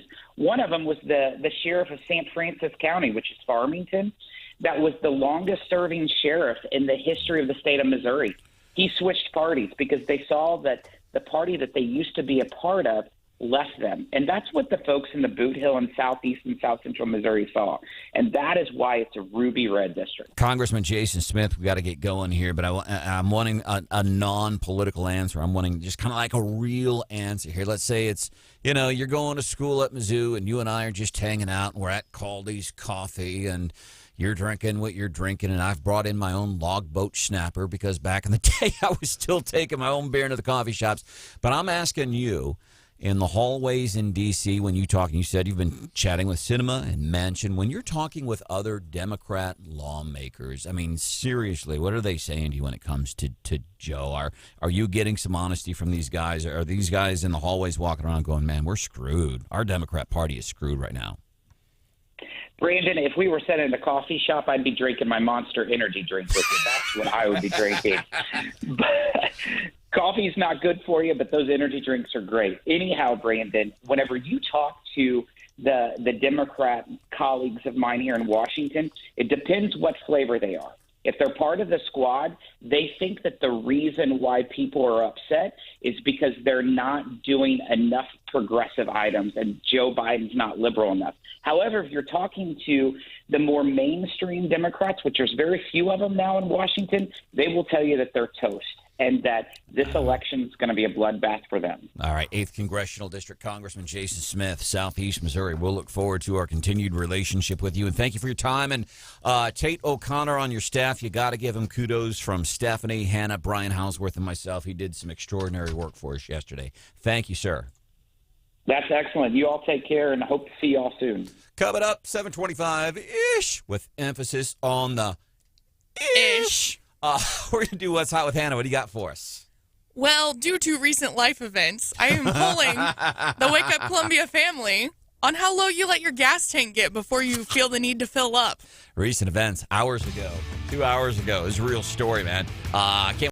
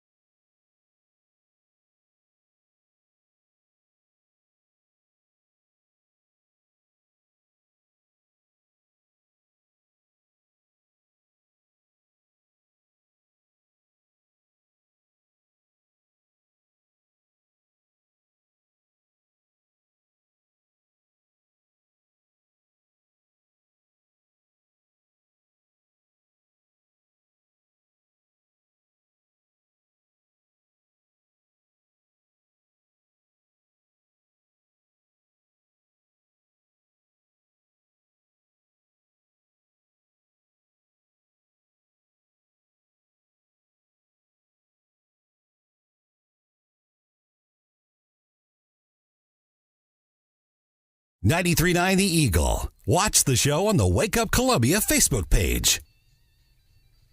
Are you predicting a Biden-Trump rematch of 2024? I'm not predicting, but I would. Fortunately, Joe, we don't have time here because we got to get to What's Hot with Hannah. He was asked if he's looking forward to a potential rematch in 2024 with Mr. Trump. By the way, this was on Channel 12 in Israel. How did he answer that question? I think we're going to cover that coming up at 7:35. Right now, it's 7:25-ish, which means it's 7:27. Look at that. Just a little bit of improvement today. You can do what you did yesterday and brag about. Give myself a gold star. Until it's 7:28. Yeah, I'm gonna talk about, hey, look at me, we're getting on time. Because this stuff, by the way, it is eventually, I know we joke all the time about being on time and stuff. It is eventually going to be important. Yeah. It is. Actually, it's kind of a thing. And yeah. We're excited that you're with us because we're going to be excited to share that with you, why it's going to be important that we're going to be on time. But then I'll stall so that as we've done since my dear sweet Hannah has been part of the show, we planned to do this years ago, 7:25. What's Hot with Hannah? Every morning, 7:25, 7:25. And then it got to, and then it was 7:26, and then it was 7:27, and then it got to be a thing. And so I'm always late. But 2 days in a row is on time. It's 7:25-ish, and now it's 7:28. So thank you. Here's one of those for you. Ouch. So this morning I had a close call with my gas tank. Mm-hmm. I had 53 miles until empty, and I drove 51 miles to work. I tried to stop twice on my way here to get gas and was unsuccessful both times, in my defense. An exit was closed, so you didn't know. You don't know. I'm going to wake up in the morning, and they're going to close down the town of Ashland. Sorry about that. And then I stopped at a gas station, the one at Deer Park, and they were completely out of unleaded gas. So I tried, okay. But it's something that my fiance and I fight about all the time because I will drive around with my fuel light on, and he's like, if he's below a quarter tank, he's panicking and he needs to fill up right now. So I've asked the Wake Up Columbia family, what's your style? Do you like to push your limits? Or do you like to, fill up when you get to a quarter tank? And basically, the consensus is very split. Really? Lindy says she never tries to go below a quarter tank. But she said, I'd be lying if I said I've never rolled up to the pump on fumes. Then I'm really jealous of Marissa because she said that her company that she works for pays for her personal gas and the gas she uses at work. It's a double whammy. I'd be filling that up all the time. Stephanie Bell, our older woman from Ashland, apologizing for Ashland being they weren't shut down this morning. Exit was closed. We might cover that. Some more close calls with gasoline, ARPA money here in mid-Missouri. How some places are the money for the recover to help us recover from what governments did to us. Here's the money to help fix that, and it is going to absolutely nothing to help fix what happened because of that. We're going to cover that. ABC 17 storm track forecast. 95 today, 71 overnight. Slight chance of thunderstorms tomorrow on a feel-good Friday. High 93, almost 100 on Saturday. Right now, 72. If you're having problems with ants, skeeters, and other pests, don't worry. You've got a friend in the pest control business, Steve's Pest Control. Find them online, stevespestcontrol.com. Fox News, I'm Lillian Wu. President Biden's wrapped up a joint press conference in Jerusalem where he fielded questions about his next stop, Saudi Arabia, and whether he'd bring up the murder of journalist Jamal Khashoggi. I always bring up human rights, but my position on Khashoggi has been so clear. If anyone doesn't understand it in Saudi Arabia or anywhere else, then they haven't been around for a while. U.S. intel believes that Saudi Crown Prince Mohammed bin Salman was involved in that murder. A state of emergency declared in Virginia after the storm that dumped several inches of rain in a matter of hours. Debris has closed off roads and blocked access to bridges. Houses in the road, and it's just a mess. Swiftwater rescue teams continue the search a day after flooding in Virginia's Buchanan County damaged more than 100 homes. Fox's Tanya J. Powers. America's listening to Fox News.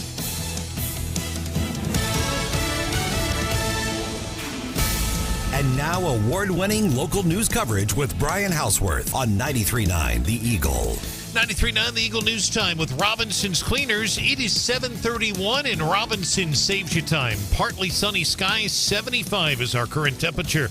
In Columbia, 74 degrees. In Jefferson City, good morning, everyone. And here's some of the stories we are working on for you on this busy Thursday morning. The Missouri State Highway Patrol says the driver of a tour bus that crashed early this morning on Highway 54 near Eugene fell asleep before the crash. Troopers have just released their report before the 7 o'clock news. It says the 62-year-old Boonville man fell asleep about 2:35 as he was driving on the eastbound lanes of Highway 54, this tour bus.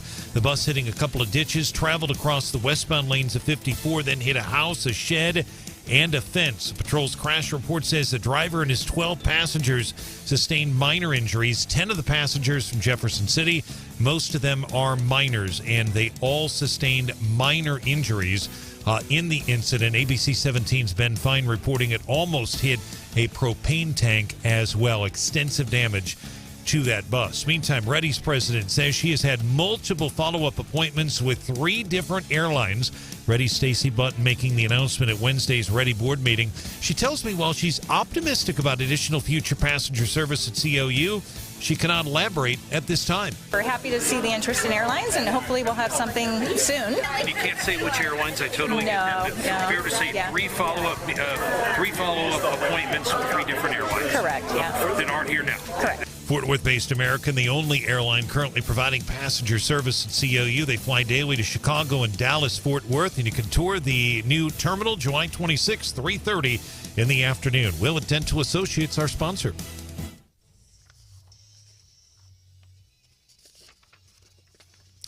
$7:33 here on 93.9 The Eagle and 93.9theeagle.com. In our time now for sports, the Dodgers overcame a 6-0 deficit to come from behind last night, beat the Cardinals 7-6 at Busch Stadium in St. Louis. Just a heartbreaking loss for the Cardinals. The Dodgers only had 4 hits in the first 6 innings. Wainwright looked fantastic. The Dodgers, though, in that 8th inning, 3 runs, 2 in the 9th for the win. Will Smith had a huge home run. Mookie Betts just hangs out over that plate, and they tried to move him off the plate a couple times. He had a huge hit, driving home a run. That was key in the game as well in the 9th inning. St. Louis falls now to 48-43. They're 2 games behind the Brewers in the National League Central. Rubber game of the series is tonight. First pitch 6:15. Right here on 93.9 The Eagle, your home for Cardinal baseball. Kansas City beat Detroit last night, 5-2. Brady Singer, his 4th win of the year. The Royals in Toronto tonight. Ann Rogers reporting, she covers the Royals, that there are 10 regular players on the Royals who are not making the trip. They are unvaccinated, according to Ann Rogers. She said that is required in Canada. Whit Merrifield among them, and they will not be making that trip. Sports also brought to you by WillettDentalAssociates.com. It's 7:34. Traffic check, MidmoHires.com. Local companies are looking for local people. MidmoHires.com. Find a job, post your job opening today. Busy morning here in mid-Missouri. And again, for those of you that are traveling on Highway 54 near Eugene, that is just, I'd say about 15 miles south of Jefferson City, ballpark, Eugene. It's down towards the Miller-Cole County line. You're going to see an active scene. While it's been cleared, if you will, there's still a lot of tow trucks and stuff. A house was hit, a lot of damage to the fences, etc. as well. So you'll see some of that, and there are still some emergency personnel off to the side. Scene itself, though, is cleared on 54, so be prepared for that. All the injuries for the students and everyone else minor in that crash. I'm Brian Hauswirth, 93.9 The Eagle.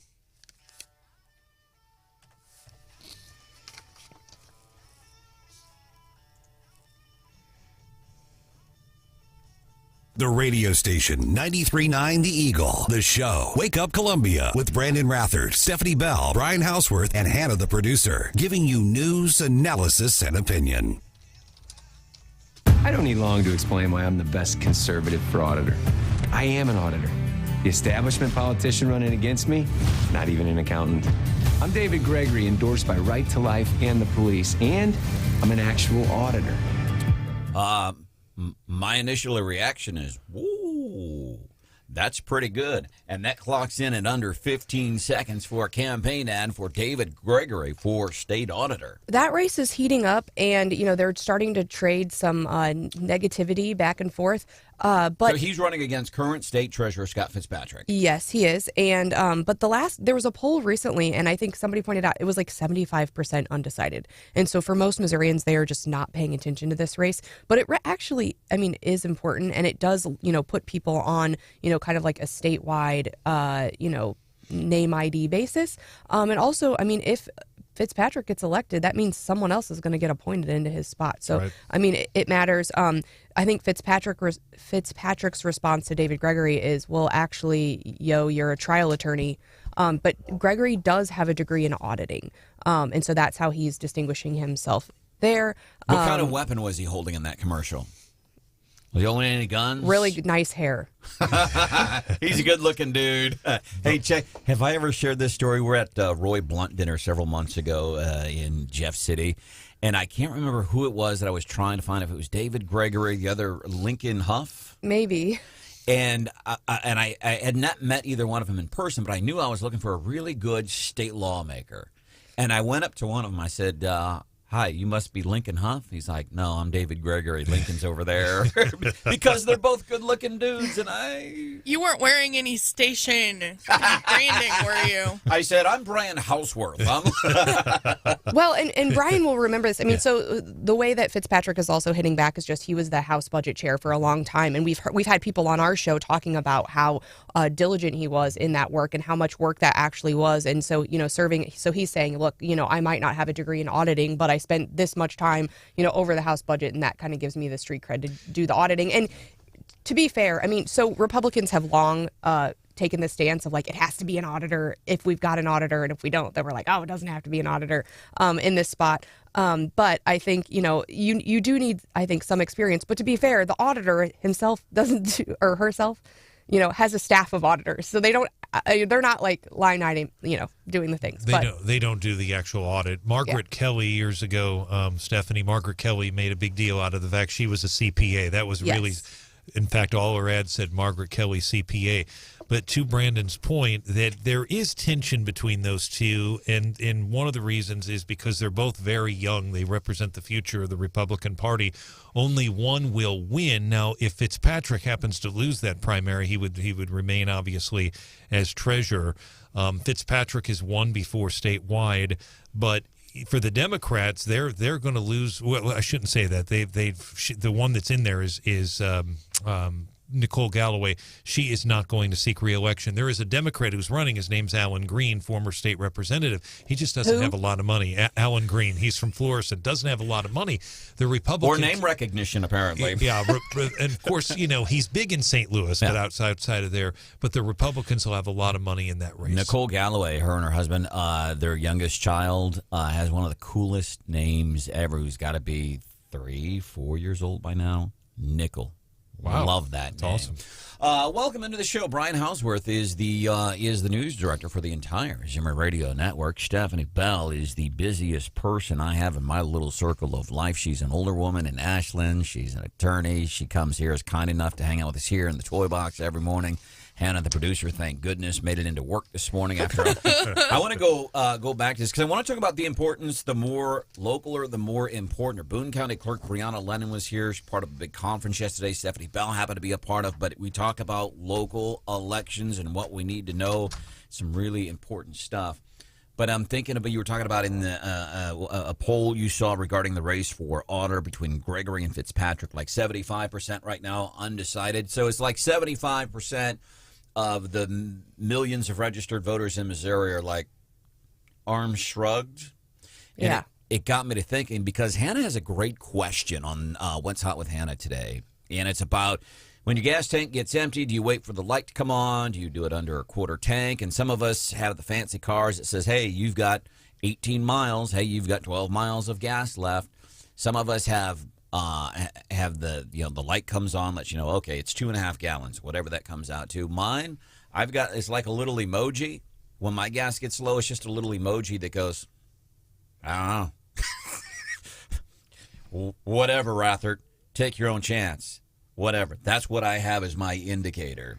Yeah, I have an old car as well, so I don't have the down to the miles like Hannah did. I was wondering, Hannah, though, you said some people are saying they're wait till the last minute, other people fill up at a quarter. Is there a breakdown by like women versus men, or like women the ones that wait, or is it more like millennials? Are you guys like just procrastinators, and so you're like, I'm just gonna wait till the last minute? I am a procrastinator. I can't speak for the rest of my generation, but I fully am a procrastinator. 874-9390, 874-9390. What about you? I hate getting gas, and so I think We don't like it when you get gas either, incidentally. Here in these close confines, interns and Hannah and news people.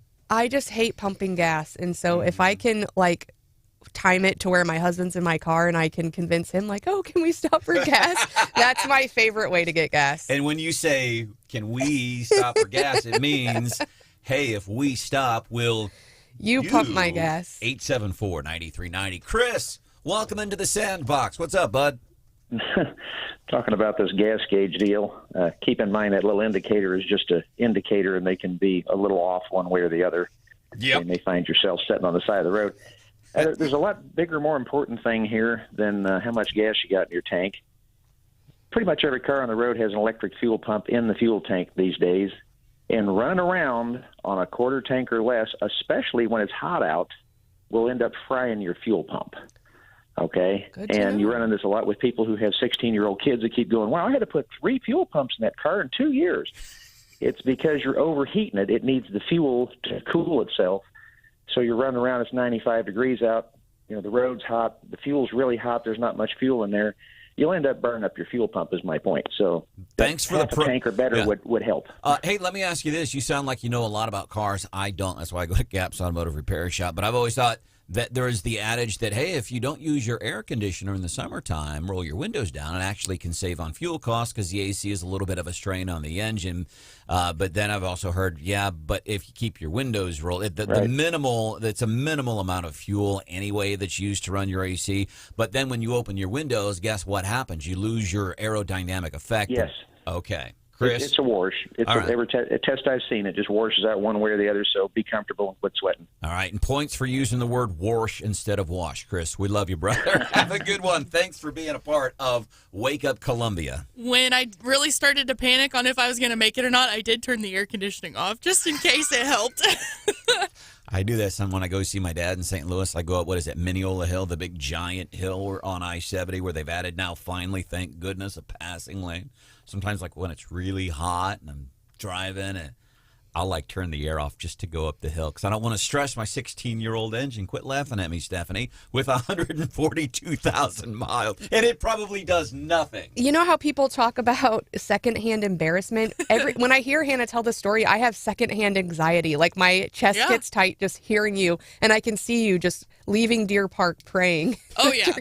I even texted Branden, and I was like, say your prayers, please. Oh, gosh. Nobody was praying harder than Hannah except for myself because guess what? If Hannah is not here, there's a lot more stuff, and I don't know how to do any of that stuff. Brianna Lennon, Boone County Clerk, she's going to be joining us 8:10 this morning. Kind of some interesting things as it relates to elections, how we vote, the way things will work. And you you did this too? Yeah. So yesterday she spoke to the members of the Boone County Bar. Really interesting presentation. The members of the bar were really engaged. Some new things that I had not quite fully thought about yet, but interesting because a bill passed in this legislature, but it's not effective until August 28th. So what that means is there's some rules that are going to apply to August, some new rules which will apply to November, and then even some things that we really won't see until 2024. So she broke it down really well yesterday, and so I'm hoping she can break it down for us today. 810-874-9390. What's up, Lane? Hey, I heard your discussion about the air conditioner versus the windows rolled down. That's such a popular debate. Many years ago on Mythbusters, they put that to the test and came to a conclusion. You probably can Google it and see the episode, maybe on YouTube or something. I'm not sure, but if my memory serves, I think the conclusion was that from 1 to 35 miles an hour, it was more fuel efficient to have the windows down. But once you exceeded 35 miles per hour, it was the drag, like you say, that loss of aerodynamics, the drag of wind through the windows, you were losing gas mileage. It's better roll up your windows and use the AC beyond anything over 35 miles an hour, I think, was the conclusion that the Mythbusters. How cool is that? Lane, whatever happened to the Mythbusters? I didn't watch it a whole lot. I would see certain snippets of it. Did they reincarnate the show, but like with only one of the dudes or something? They came up with kind of like the next generation thing. I think they basically retired and moved on to other things in their career, or separated as a team. But the network did a couple of years ago try to reincarnate the next generation with contest for new testers, and they came up with one or two seasons, and then it wasn't picked up and renewed. I saw like the contest season where they competed, the youngins.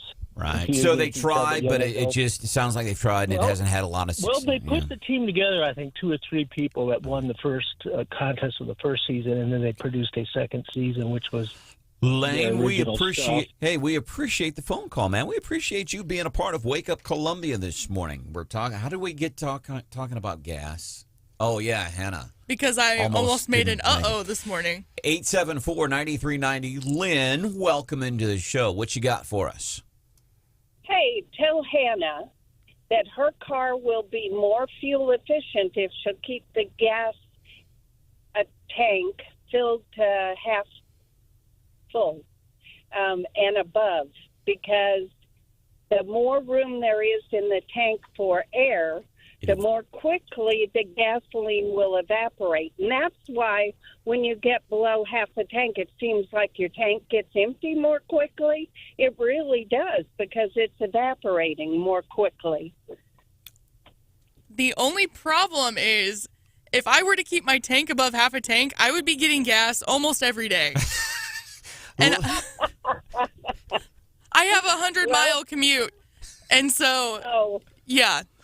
Lynn, thank you. We're so happy to hear from you this morning here on 93.9 The Eagle. Coming up a few minutes from now, while we're talking about cars and gas, interesting story. You know, cars have all these comfort creatures nowadays. So heated seats, we've had those for a while. Now you can get seats that have like air conditioning, blows cold air up your patookish while you're driving. You got the heated steering wheel. You got cars that will talk to you. There is one car company. They're doing something really interesting. And actually, it kind of makes me mad. I'm like, really? Are you really going to go this route? And it's something that really all of us have. But what this company is doing, kind of different. We're going to cover that for you about 5 minutes from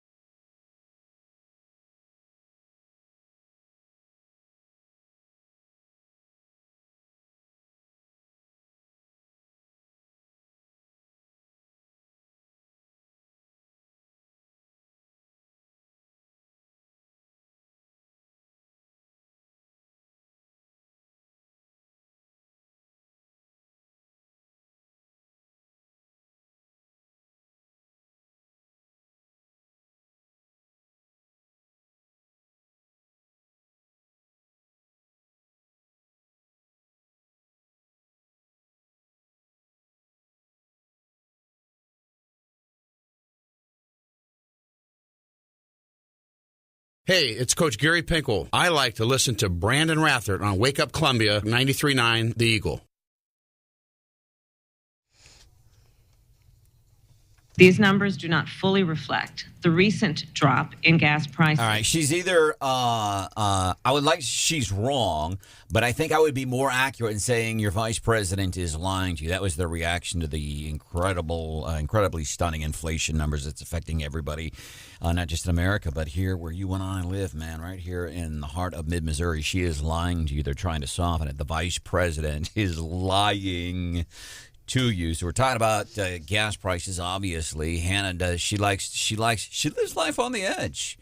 That needle gets down to empty and even below. She's still like, we'll see what happens. And this morning it almost caused some issues. My fiance, we argue about it enough. He's like, if I ever get a call from you that you ran out of gas and you're on the side of the road, it's like, I'm not going to come get you. I'm sure he would. So it's been awesome. People have been sharing some things. You keep your tank over half full. The gasoline apparently evaporates less quicker because the tank is full. Something about fuel pumps.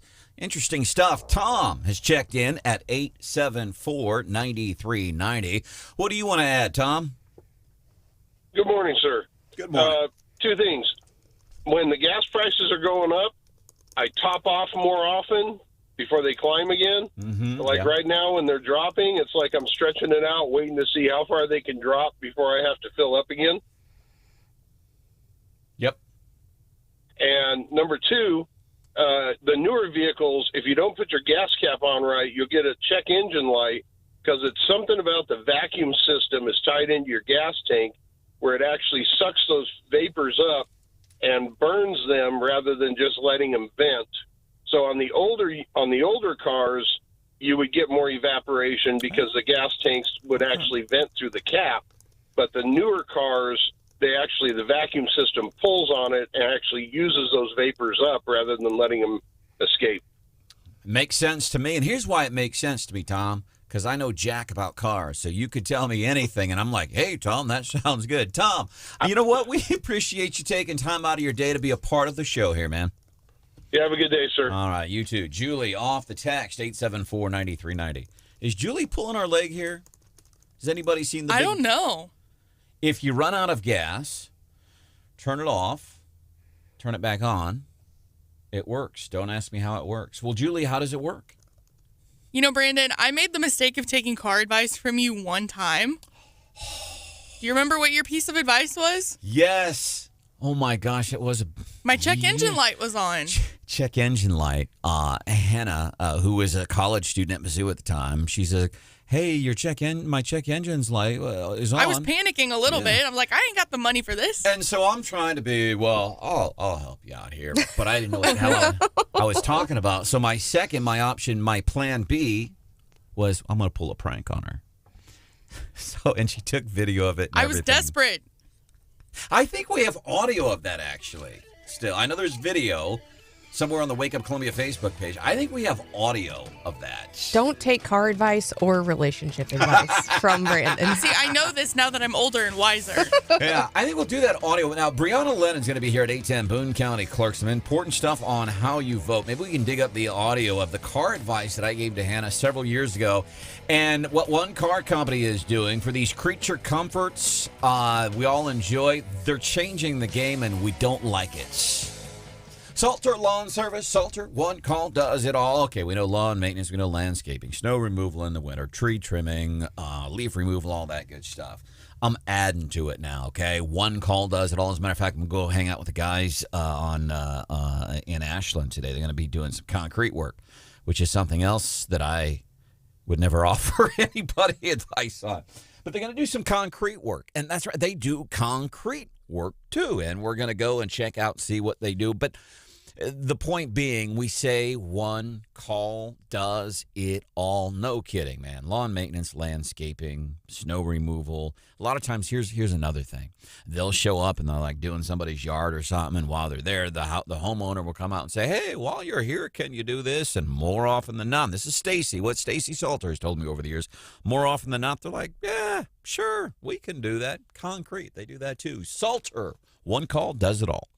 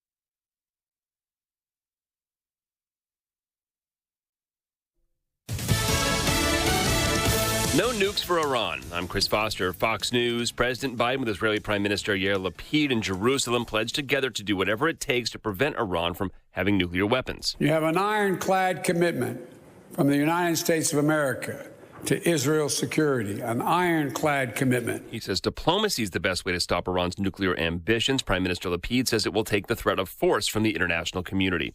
A 27-year-old man's in custody in Columbus, Ohio. Police say he confessed to raping and impregnating a 10-year-old girl who was reportedly taken to Indiana for an abortion. The story, as horrific as it is, also has become engulfed in politics because President Biden mentioned this case as an example why he believes abortion should be legalized nationwide. Garrison Fuentes is being held on a $2 million bond in Franklin County, Ohio. It's the Columbus area. Immigration sources telling Fox Fuentes is in the United States illegally. Fox's Mark Meredith. Former CIA programmers convicted in his second trial of leaking sensitive agency documents. The U.S. Attorney for New York said in a statement after a jury convicted 33-year-old Joshua Schulte that he was behind one of the most brazen and damaging acts of espionage in American history. Schulte was convicted of turning over documents to WikiLeaks that WikiLeaks released in 2017. They showed CIA hacking tools, how the agency can get into iPhones, Androids, and even turn smart TVs into listening devices. Schulte worked on the hacking tools himself. The first jury deadlocked on the most serious charges, and Schulte represented himself in this second trial. He said he was a scapegoat, that the CIA was embarrassed, and that other people had access to this data. Prosecutors said he was disgruntled over poor relationships with colleagues.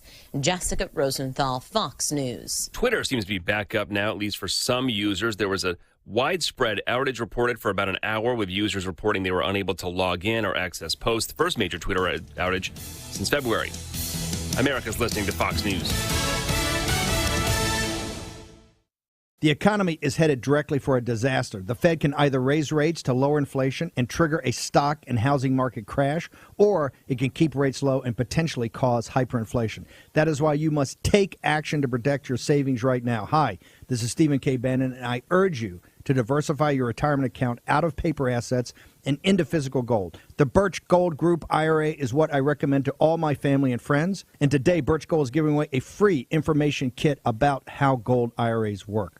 To get your free copy, just text the word PROTECT to 989898. It's crucial for you to get this information before an economic disaster is in full swing.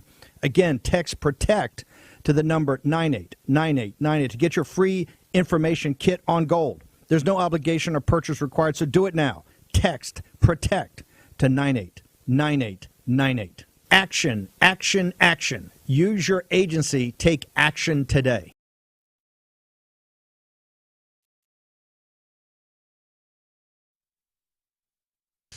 93.9 The Eagle News Time with Robinson's Cleaners. It is 8:03 and Robinson saves you time. Right now, partly sunny skies. 76 is our current temperature. It's going to be a hot day today with a high of around 95 degrees.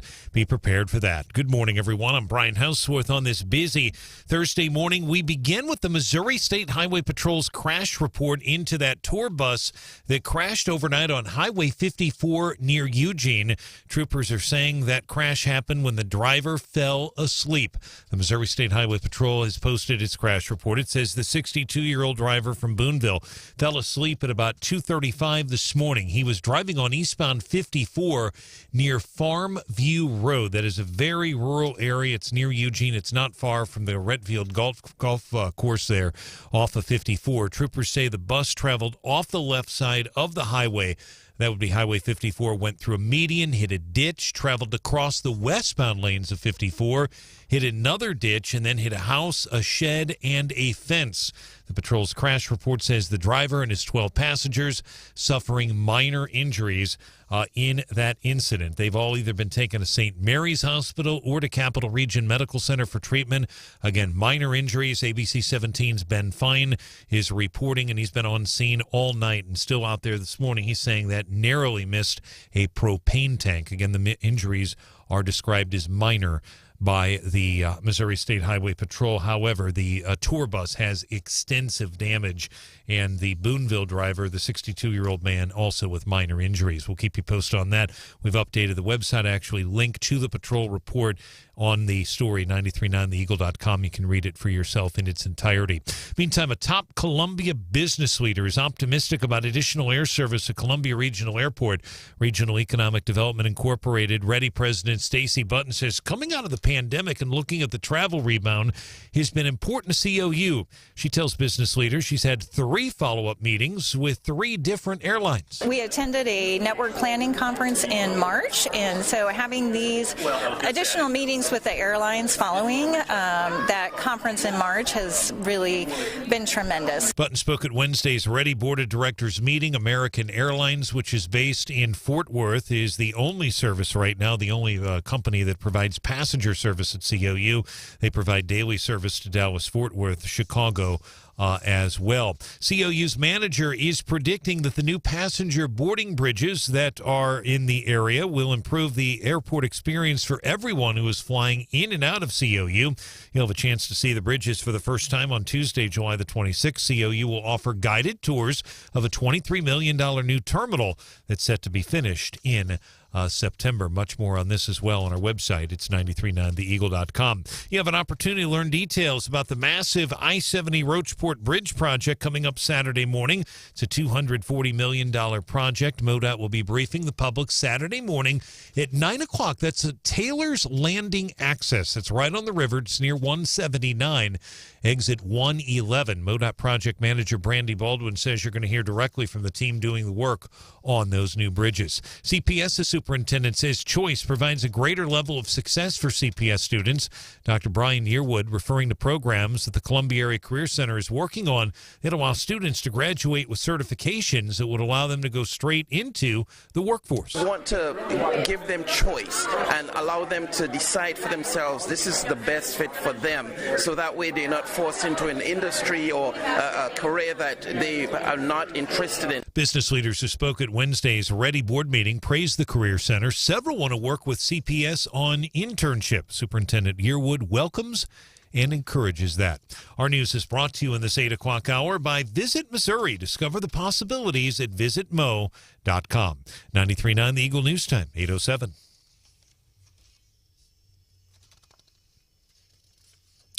In sports, the Cardinals had a 6-0 lead against the Los Angeles Dodgers yesterday with Adam Wainwright on the mound. Adam Wainwright pitched outstanding. It was the bullpen that really struggled late in the game. The Cardinals, again, against the Dodgers, best team in the National League by far with a record. They are 27 games over 500. The Dodgers come back, rally in the 8th and 9th innings, and they beat the Cardinals 7-6 last night, Busch Stadium.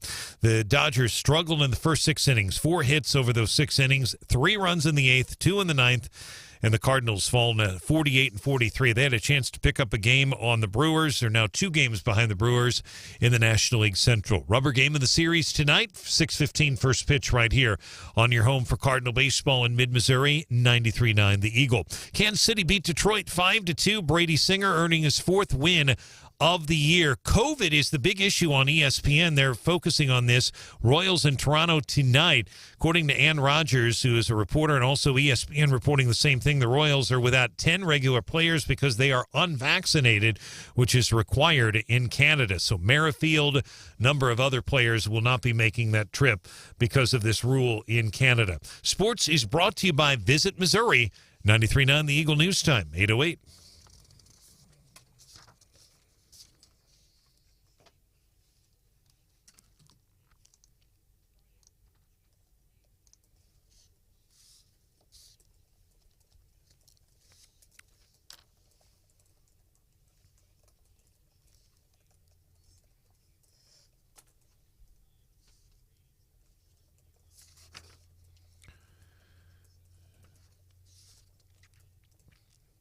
All right, John, thanks so much. Right now, partly sunny, 77.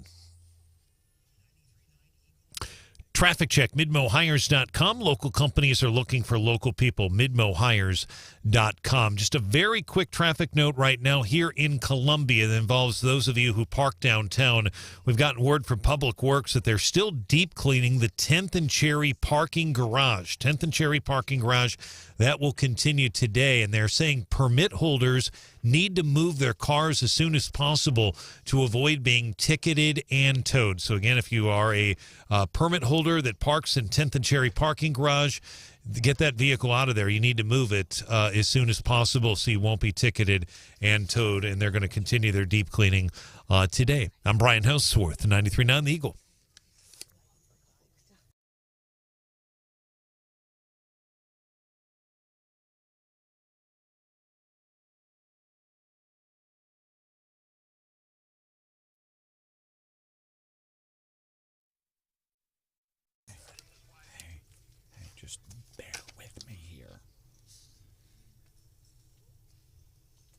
Wake Up Columbia. News, analysis, opinion, and Hannah the... Sorry, blew it. Here we go. Wake Up Columbia. News, analysis, opinion, and Hannah the producer. Sorry. I am flubbing all over that. Sorry about that. Here we go. Right, sorry. I'm trying to find Hannah, the check engine light story from, that's been 4 years ago? No, not that long? Maybe 2. I'll bet you $1 it was more than 2. I'm probably wrong. That's why I'm only betting $1. Well, I have not even been here for 3 years, so it can't be 4. Was it? We're celebrating the first day of fall. No, it wasn't that one. Not. I'm trying to find Hannah, the check engine light story, and so I have these files that say Hannah, but brown chicken, brown cow. That's not it either. Well, we're going to have to come back to that because we are hanging... Do you want to put money on how long it was? How long ago it was? No. $1. I'll do $1. I'll do $1. What are you saying? I think it was no more than 2 years ago. No more ago. than 2. I'm saying 3. Let me see what. Let me see if. I got $1. I got a whole $1 for you. Meanwhile, the clerk of Boone County, Brianna Lennon, is on hold, going, "What the?" Well, you try to make bets with her all the time about voter turnout. You do. And Brianna, I think I've won a couple of those bets, haven't I? I've lost count. You are the winningest, I think, in all of these. Yeah, well, it means nothing. Brianna Lennon, Boone County Clerk, hanging out with us. Stephanie Bell is your Brian Hauswirth News Director for the entire Zimmer Radio Network. Hannah, the producer. We're trying to find that old check engine audio light. By the way, real quickly, I want to ask you, because it's been a big topic of discussion, Brianna, and your input on this is important. Hannah almost didn't make it into work this morning because she keeps your gas tank low all the time. Listeners have been suggesting one of the things, apparently, you should keep your tank at least a quarter tank full. Listener Chris called in, says otherwise it burns out your fuel pump quicker. Paula from Gap's Automotive Repair Shop was listening and said, yeah, that's true. Air conditioning above 35 miles an hour makes no difference. So a bunch of tips this morning. I want to ask you, are you one of those? Do you constantly keep your gas tank full, or do you let it run down until that light starts yelling at you? Oh, I let it run down, which I guess I shouldn't do. But, yeah, I will absolutely keep it until the very last minute. All right. Well, thank you for that. Now let's get to import all this stuff we're making you hold for, and there's a reason you are here. Brianna Lennon, Boone County Clerk, is hanging out with us on the show. Stephanie was kind of turning us on to this event that you were a part of yesterday. Yeah, so yesterday I got to see you speak at the Boone County Bar Association. It was a really interesting presentation, but you were talking about this new bill, House Bill 1878, which passed, one of the very few pieces of legislation that passed in the last legislative session, and you were explaining how we're going to have different rules for August and November. Can you go into that a little bit? Yeah, so I think that's the hardest thing about, the bill signing. Obviously got some press. There's a lot of commentary about what the bill has, and we don't want voters getting confused and thinking that it applies for August 2nd. And the reason for that, like is that laws go into effect on August 28th, which is an arbitrary date, but that's the way that the law is written. And what that means is that there's a number of things that people are going to have to do differently in November for the November election than they do for August. The biggest one of those is needing a photo ID in November. They won't need a photo ID. They can use whatever ID that they've been using for August. But that's a really big change that we will be putting out voter education for. And I know the Secretary of State's office is all over that, and they can help voters get IDs if they don't already have a photo ID. So that's like the big thing that's happening. Well, and someone else asked, well, what about the maps? Are those congressional maps? Are they in for August or not? Now, I know the answer, but I'll let you tell the folks. Yeah, so it's funny because I actually didn't even know that was a question that had been kind of bopping around. But the congressional lines and the new House district lines, yes, those are in effect. When you go to vote in August, you are voting in your new House district, in your new congressional district. So we do currently have 2 congressional districts. It's not something that gets pushed off. And then a couple of big changes coming for November besides photo ID. Can you talk about no excuse absentee voting? Yeah, so if you've voted absentee before, it's a 6-week absentee period, and when you do that, you have to say why it is that you're voting absentee. So if you come into our office to vote absentee for the August election, for example, we're going to ask you, what's your reason for voting absentee? There's only a handful of reasons that you can choose from, and if that doesn't apply to you, you can't vote absentee. You have to vote on Election Day. What the new bill is going to do is the 2 weeks right before the election. So for November, that would be the week right up to Halloween, and then the following week, there is no requirement to have to state a reason for voting absentee if you come into our office. So there's going to be this 2-week period where if you come into our office, you're voting with us, we're checking your ID, and you can just vote absentee. You don't have to tell us why. We can give you a ballot. You can put it in the machine. You'll be done. Clerk Lennon, we really appreciate you joining us live. 2 very quick questions, but very important, I think. Number one, do you have a voter projection turnout right now, projection for August at this time? I think right now it's definitely been busier than April, and I'm thinking in the 35 to 40% range, but probably more close to that 35%. Okay, 35 to 40%. And there are 2, at least in the newsroom, and I know Branden and Stephanie correctly have focused so much on the U.S. Senate race. We got congressional, very important, absolutely, for the bulk of our listeners. But there are 2 local races, not leaving anybody out, that are important. We've got Leopard and Pounds that are in this race for presiding commissioner or primary. But the race for city council, the 3rd Ward, Scala and Lovelady, are either one of those driving some of this interest that you're hearing from down there at the clerk's office, especially that 3rd Ward race? Since we can't electioneer and voters can't electioneer in our office, we don't really have conversations with why people are coming out. Gotcha. But I think those are definitely things that people are focused on right now. I know that. It's not just the 2 local ones, too. There's a number of other primaries that are happening. Right. But, as we get closer to this election and those top of the ticket races kind of advertise more, than people remember that there's an election coming up. And so I think just the general memory that there is an election on August 2nd helps to drive turnout because people have it in their minds instead of waiting until the last minute.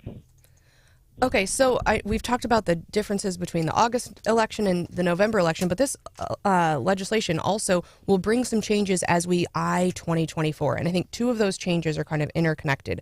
One is this party affiliation designation, which I believe is a 2023 thing. And then on your presentation yesterday, you had a line item, presidential primary election, and that was scratched out.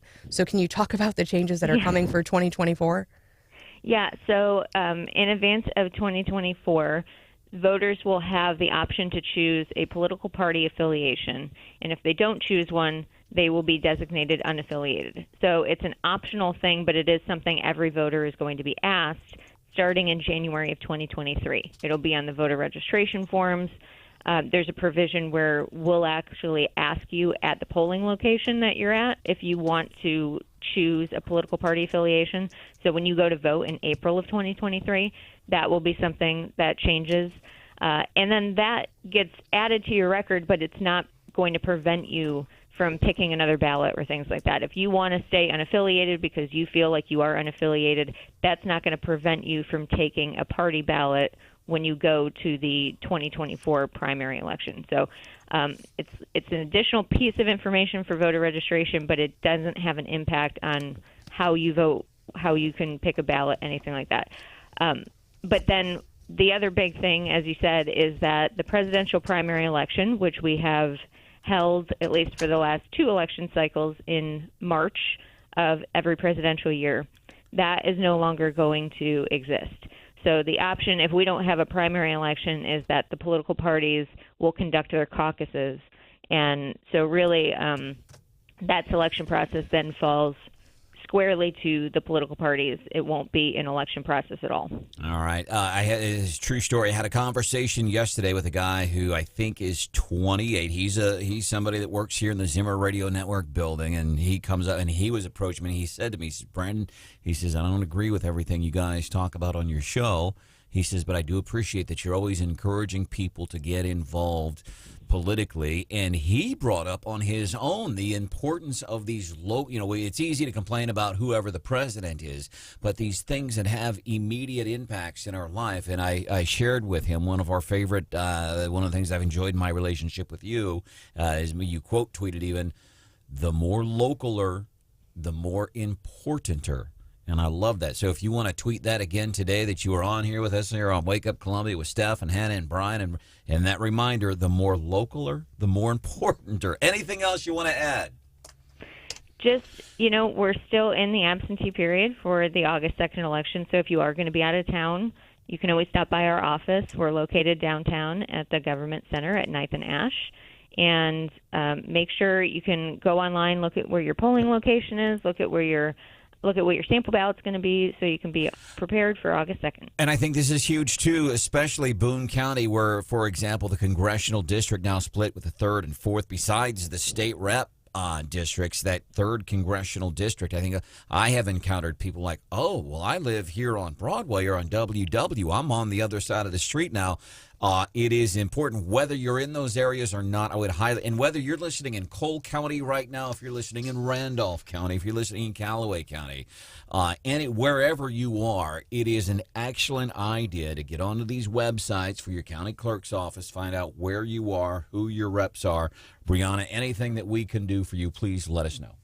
Yeah, thanks so much. All right, thank you. Brianna Lennon, Boone County Clerk. Coming up, we're going to be doing the Morning Bell 5 minutes from now, business news with that little twist that only Stephanie Bell can give you. What do you got for us? A luxury car brand trying to nickel and dime us? This is crazy. This is crazy. Plus, I think I have found the audio of Hannah and me trying to help her out with a car years ago. I think we're going to do that at 8:35.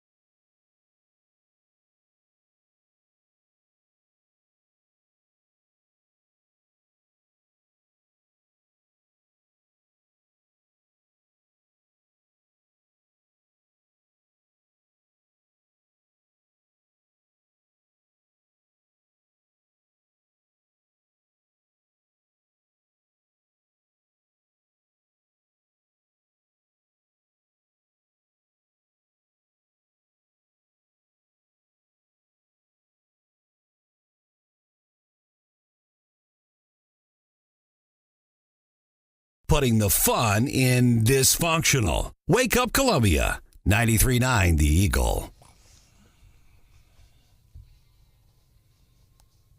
Okay, Brandon, come on. Let's go.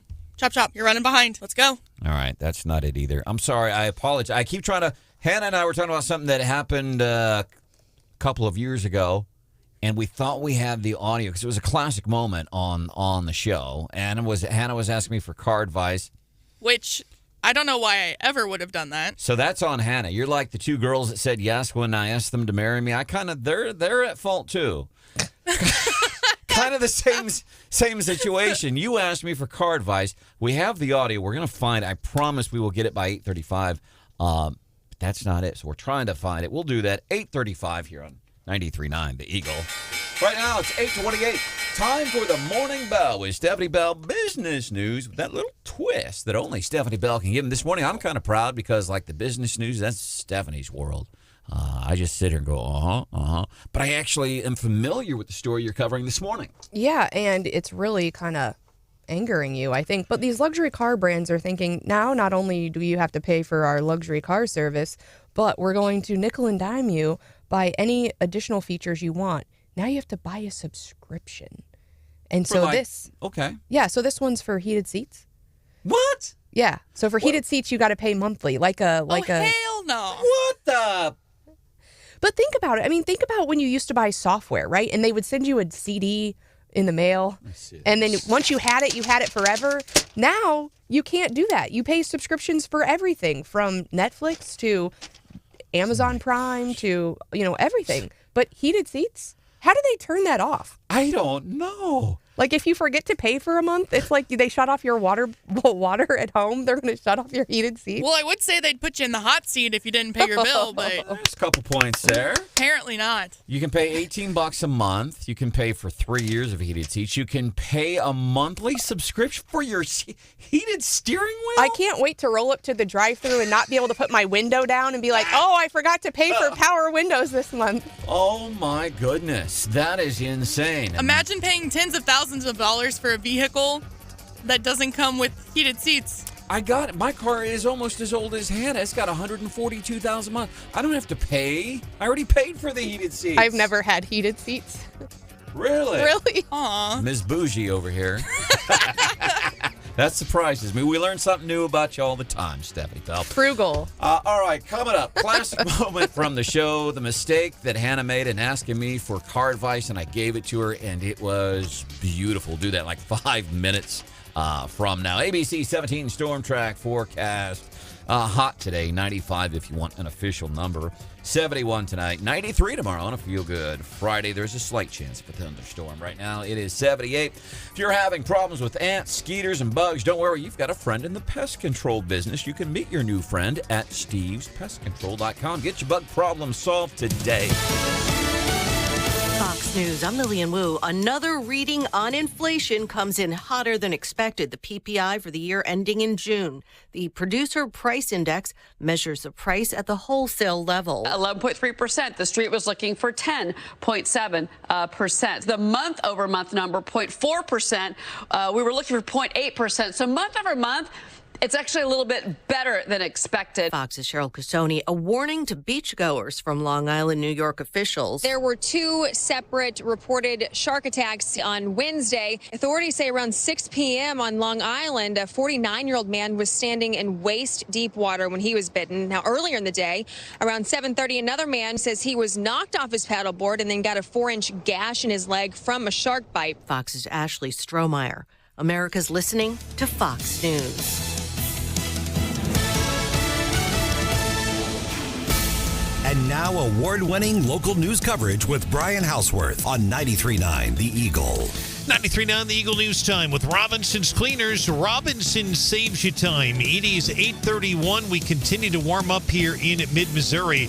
Right now, we do have partly sunny skies. It's already 78 on our way to a high today of 95 degrees. Good morning, everyone. Here's some of the stories that we are working on for you on this Thursday morning. The Missouri State Highway Patrol has released its crash report into that bus crash that happened this morning in Cole County. The Missouri State Highway Patrol says the driver of a tour bus that crashed earlier this morning on Highway 54 near Eugene fell asleep before the crash. The patrol's crash report says the 62-year-old Boonville male driver fell asleep at about 2:35 a.m. as he was driving the bus on eastbound Highway 54. The bus struck 2 ditches, traveled across the westbound lanes of Highway 54, and struck a house, shed, and fence. The patrol's crash report says the driver and his 12 passengers sustained minor injuries. 10 of those passengers are from Jefferson City, and most are minors. I'm Logan Weber, Zimmer News Network. Logan, thank you. Also, one of our other colleagues, ABC 17's Ben Fine from our news partner at KMIZ, has been on scene all night. He reports there were 30 people on the tour bus and that it almost hit a propane tank as well when the bus driver fell asleep. Meantime, the president of Ready here in Columbia has had multiple follow-up appointments with 3 different airlines. She cannot elaborate at this time, but says she is optimistic about her conversation. State officials planning to hold updates on the massive I-70 Roachport Bridge project, 3rd Saturday of each month. First one is this Saturday, 9 o'clock. Conservation Department's Taylor Landing access off of 179. If you're interested, you simply can show up. And CPS's superintendent is hearing from business leaders how important the Career Center is for workforce development. News brought to you by Hemi Construction at 8:33. In sports, the Dodgers overcame a 6-0 deficit to come from behind. They beat the Cardinals last night at Busch Stadium 7-6. Heartbreaking loss for the Cardinals. You just can't afford to lose games like that, especially against the best team in the National League. 27 games over 500, Los Angeles. There's just no weaknesses in that lineup. Will Smith, really the difference in the game, that home run out over the plate. He takes it downtown. They had 3 runs. Dodgers did in the 8th. 2 in the 9th. Mookie Betts, what a player he is. Leadoff guy with 20 home runs. That's just incredible. And he had a big hit and an RBI. That helped lead to the Dodger win. 2 games now. The Cardinals are behind the Brewers in the National League Central. Rubber game of the series tonight. First pitch 6:15. 93-9 the Eagle. Royals beating Detroit last night 5-2. The Royals heading to Toronto in Canada. They are without 10 regular players. Ann Rogers, a reporter, is reporting today that the reason they're without them is because they are unvaccinated, which is required in Canada. So those 10, including Whit Merrifield, will not be playing tonight nor in this 4-game series. Our sports brought to you by Whit Print Shop, where your printed products are so much more than ink and paper. 93.9 the Eagle News Time, 8:34. Traffic check, midmohires.com. Local companies are looking for local people. Midmohires.com to find a job or post your job opening today. Want to add one thing here. I mentioned the 10th in Cherry Parking Garage at 8 o'clock, I think in my 8 o'clock report, and John Ogan was listening to us, who is the spokesman at Public Works. He's a regular Eagle listener, and he said, and I want to clarify something I said, he is saying that permit holders can continue to use the garage. He'll be accounted for, but in the designated areas specifically. So the designations change one time in the middle of the cleaning, and that cleaning goes through tomorrow. So just be prepared for that. We appreciate his information on that. They're doing a very deep cleaning of that garage as we speak right now. I'm Brian Hauswirth, 93.9 The Eagle.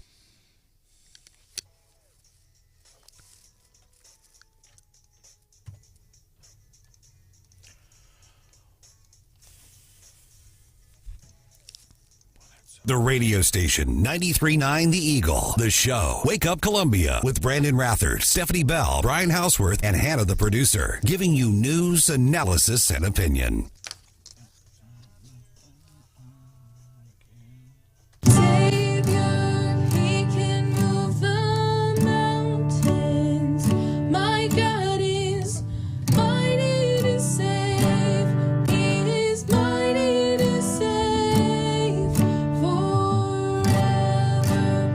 Blow your mind knowing that is Hannah the producer? Is that her? That's fantastic. You'd never heard that before. I did not. It's actually really, really good. And she won't do it again, and she gets bashful. Two things happen when I play that. Yeah. She gets bashful, and then she gets angry. Really? At me, yeah? That is not the audio you were supposed to be looking for. I'm trying to find, by the way, that hearty laugh. That's beautiful. It really, that reminds me of the St. Louis Jesuits. For people who are Catholic and in this area, they'll know who I'm talking about. That really reminds me of the female vocalist for the St. Louis Jesuits, and I don't remember her name, but a big name at one time back in I thought that's who it was. That hearty laugh belongs to Brian Hauswirth. He's our news director. Come on. It's so good. It really is. Well, it was good. Yep, there it is.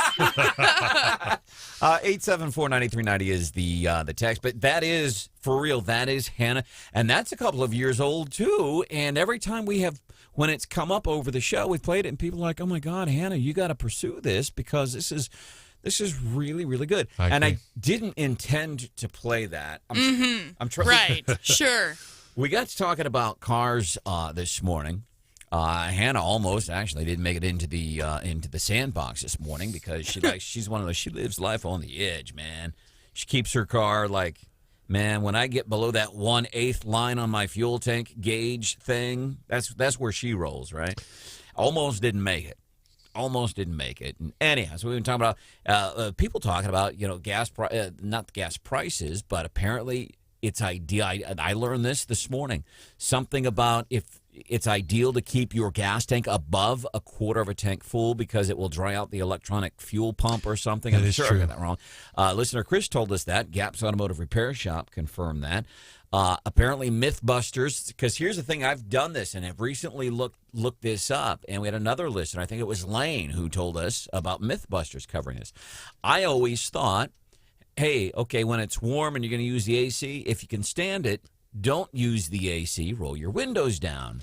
According to our caller, he said up to about 35 miles an hour, there is a little bit of benefit to turning off because the AC does pull on the engine, does require extra fuel. Although from what I understand, it's very minimal. But like if you're on the highway, you turn the AC off, open up the windows, it actually costs you fuel efficiency because the drag factor. You don't have the dynamic of aerodynamics anymore because your windows are open. So we've just been learning all kinds of cool stuff about cars this morning, and we were telling a story several years ago. What happened, Hannah? Because I don't remember the set. I remember the day. So I was mad at you, quote unquote mad, because your check engine light had been on that week. And when my check engine light came on, I'm like, dang, Branden's bad luck. Okay. So I had texted you saying, you jinxed me, like my check engine light is on. That's right. I do remember that. So I was telling her, and Hannah was giving me crap because my check engine light was on, and I'm like, man, because I always stress out, but thank goodness I was going to Gap's Automotive Repair Shop. Yeah. And so Hannah, after she'd been teasing me mercilessly for several days. No. I exaggerate a little bit. You'll know that my name is Branden, and I have a tendency to exaggerate, but not when it comes to facts-ish. I won't exaggerate the facts as I see them. Listen, I am certain about everything I say. Sometimes. Even right. My name is Branden. That is Hannah, the producer. Anyhow, so Hannah calls me, and she's kind of all sheepish and stuff, and she's like, and I could tell, because I could tell when my dear sweet Hannah's a little, and she says, hey, you know how I've been teasing you about your check engine light and everything? And I said, yeah. She says, well, mine came on. And she was a college kid eating ramen noodles and, That's not how that went. And just play along. She's eating ramen noodles, and you may have seen her. She used to spend a lot of time up there at 63 and 70 with one of those signs that says anything helps. Seriously. It's because you're always bargaining my salary in these bets that you're making with people. So she says, hey, my check engine light came on. She said, what did you do to fix it? And I said, well, here's what you do. I don't know anything about cars. I really don't. And it used to bother me. I used to be ashamed of it. It was embarrassing, really, for a lot of years. I remember my friends in high school. I had two good friends. Yeah. They were both named Tony, I think. One had like a 68 GTO convertible, and the other had some kind of Pontiac Le Mans from 1972 all souped up. And all the kids, every morning before school there at Center for Management, Law, and Public Policy, they'd have the hoods open and oohing and awing over this latest feature. And I'd be standing over it with my hands in my pocket going, yeah, that's pretty cool. So I was just sitting here impressed that you had friends with cars that old. And then I realized when you were in high school, those cars really weren't that old. They weren't that old then. So I don't know anything about cars. I was the guy that would stand, and I love this too when you get folks standing over an engine. Yeah, you used to be able to work on these things till they started putting computers and chips in them and everything. Well, I was the guy that would stand over an engine going, yeah, you used to be able to work on these things until they started putting engines in them. It was an easy work. Hannah calls. I never asked you for advice. I just said, my check engine light is on. You're bad luck. You unsolicited advice to me. So here's what I told her. I said, Hannah, easy way to turn off your check engine light. And I think this is the right piece of audio. And this is from, did we determine, is this 2 years ago, 3 years ago? I've got the date whenever you're ready for it. All right. I said 3 years ago. Hannah says 2. I said 2, but I believe I specifically said no more than 2 years ago. And I was off by 6 weeks. It was May 28th of 2020. Okay, so now we take you back to May 28th of 2020. Hey guys, it's Hannah. I just got home from the grocery store and I saw that my check engine light was on. And I jokingly told Branden that he was bad luck because he's also been having car problems this week. And he told me that if you pop the hood of your car and look at the engine, then apparently the check engine light goes off because your car knows that you checked the engine. So I'm going to test this theory because I really don't think that this is going to work, but at this point, it won't. I may as well try it. So just to prove to you that my check engine light is on, we're going to turn her on here. And all right, there it is. She's on. So I've got my hood. Open already. It's open. We're looking at it. We're checking it. So I'm gonna go ahead and close the hood and see if I did anything. It did not. My check engine light is very much still on. So Branden, your car advice sucks. Yeah. Fact check. It does. I had so much fun with that. You know how I got that check engine light to go away? How? I totaled my car the day after. That's right. Boy, that was a rough stretch for a 19-year-old, 20-year-old college kid back then. Yeah. But it totally made Ricky Perkins text 874-9390. He must be mad at us because what he sent us is in all caps. Funny.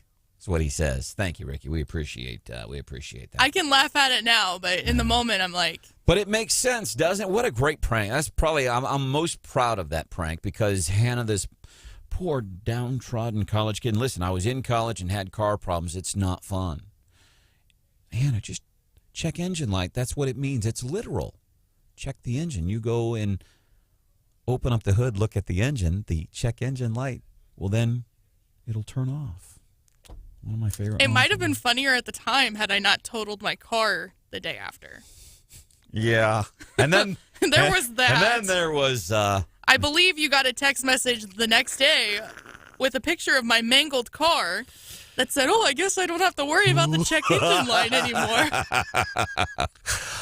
So there's that stuff that's kind of funny, but I don't know if you heard what Joe Biden did yesterday, and this is he didn't mean it, but I remind myself of Joe Biden sometimes. JJ, Joe Jr. is what they call me around here because I get my words mixed up and all that stuff. But I always say I still know what you say to meant. I get that. Did you hear what Joe did yesterday on a worldwide stage? Oh, no. Yeah. I know. And seriously, the conservative talking points aside, these are facts. These are real things, and it's a shame to our country. But sometimes I get a kick out of it. So we'll do that coming up in a few minutes, maybe some leftovers, but I want to make sure. So then I'm like, okay, well, and I don't want Kamala to be president either. And I don't want Pelosi to be the vice president. I don't want that either.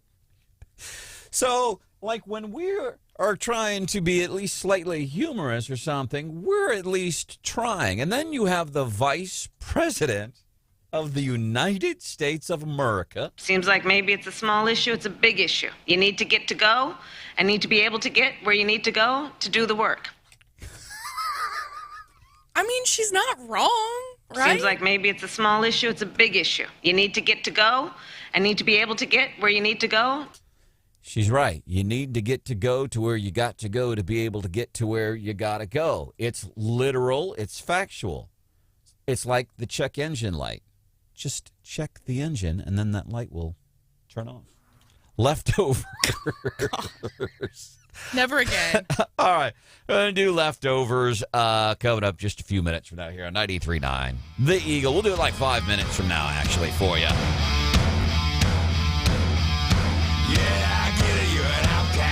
Always under attack, always coming in last, bringing up the past. So again, for real, you see why we go to Gap's Automotive Repair Shop. I'm Branden Rathert for Gap's Automotive Repair Shop. I've got a car almost as old as Hannah, 142,000 miles. I'm just comfortable, and I'm not joking around when I say I really don't know a whole lot about cars. That's why I go to Gap's. I'm comfortable with them. There's a lot of mechanics I go to. We've got a lot of really good mechanics all across mid-Missouri, but I like Gap's because I feel comfortable to say, hey, this is wrong, and they show me what is wrong, and they explain it to me. There's video right now, actually, on the Wake Up Columbia Facebook page. When they do things, they don't do an oil change. They do an oil service.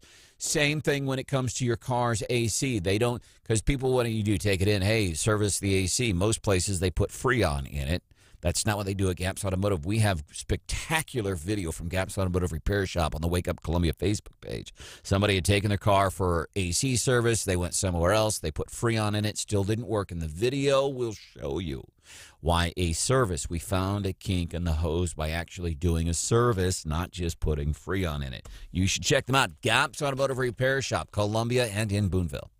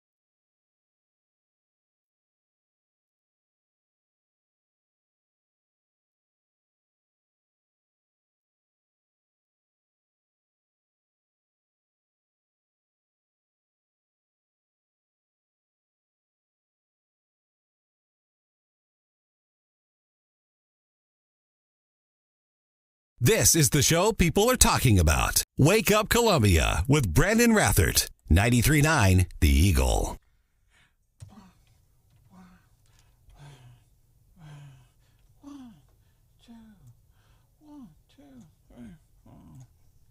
Are you predicting a Biden-Trump rematch of 2024?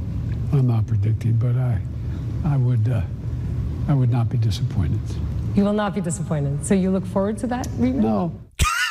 Did I get that right? Joe Biden on Channel 12 Israel. I want to play this again. Two things. Number one, talking about making predictions. The last prediction, I swear to God, that I remember Joe Biden making was several months ago, last year. Oh, the worst of the inflation stuff will be over by December the 10th. That was the last prediction I can think of that comes to mind. But he's asked on TV, on this Israeli TV channel, about, is that a matchup that you're looking forward to? I'm not predicting, but I would not be disappointed. You will not be disappointed. So you look forward to that rematch? No. He's being honest. Do you look forward to a rematch with Trump? Are you looking forward to this? I would not be disappointed. You will not be disappointed. So you look forward to that rematch? No. No. Hey, I appreciate the honesty, right? I'm going to guess that maybe he didn't know what the hell he was talking about. And here's why. Because he has a history of not knowing what the heck he's talking about. And then again, the president on a worldwide stage. This is not a conservative talking point. This is a fact.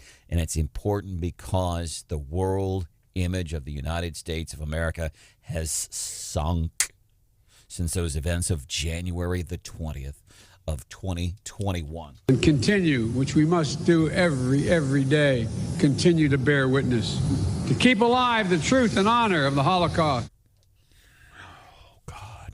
Did you edit that? No, the only thing I took off, he did correct himself, but I did not edit this. He said this. Continue to bear witness, to keep alive the truth and honor of the Holocaust. To keep alive the truth and the honor.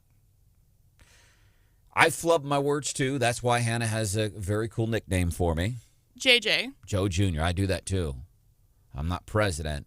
You don't do it quite that bad. I don't think I've ever flubbed, we got to honor the Holocaust. I don't think I have ever done anything like that. That is the president of the United States of America. Here's a big old serving of leftovers on 93.9 The Eagle.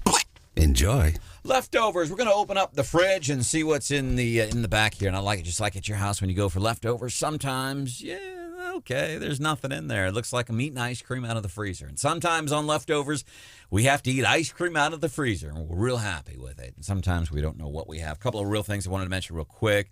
Missouri Behavioral Health Council, there's going to be a new hotline, like a 3-digit number, 988. It's the Missouri Department of Health. So it's if you're having some issues, you're in crisis or whatever, 988 will be a new line, and that goes into effect here shortly. I don't know the exact date, but just a reminder, always good to have that kind of stuff handy if you ever get in that spot. Or you can seriously, and we're serious about this, we got a little bit of experience with this kind of stuff, and we're always glad to pass along our experience. You can always bug us. You're not bugging us, but you can always buzz us, 874-9390. Anything over there in your fridge, Hannah? So there is one thing. My fiance and I are currently looking for a wedding venue. And we know that all of a sudden you're left-handed. Yeah. You saw that Facebook post? Hannah says, all of a sudden I'm left-handed. It's so weird. Using her left hand for everything because she's got this massive rock on there that her fiance got for her. Got to show it off. Yeah, you do. But no, so we're looking for a wedding venue. And, my family has been sending me different ideas. And my mom sent me one this morning. And I was looking at their website, and I found something interesting on there. I'm not going to say the name of the venue. Okay.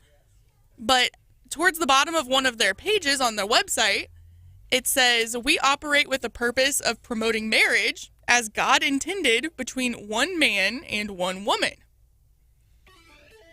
And I thought that was interesting for a venue, essentially a business, to put that on there. So they're saying it, but they're not saying it. Right. Gotcha. I love that. It's one of the things we have found in the back of the fridge today in leftovers. That's like Hawley handling that idiot the other day about explaining a woman, and he very politely let her dig her own grave. She found it out on her own. Gary Nolan Show's next. See ya.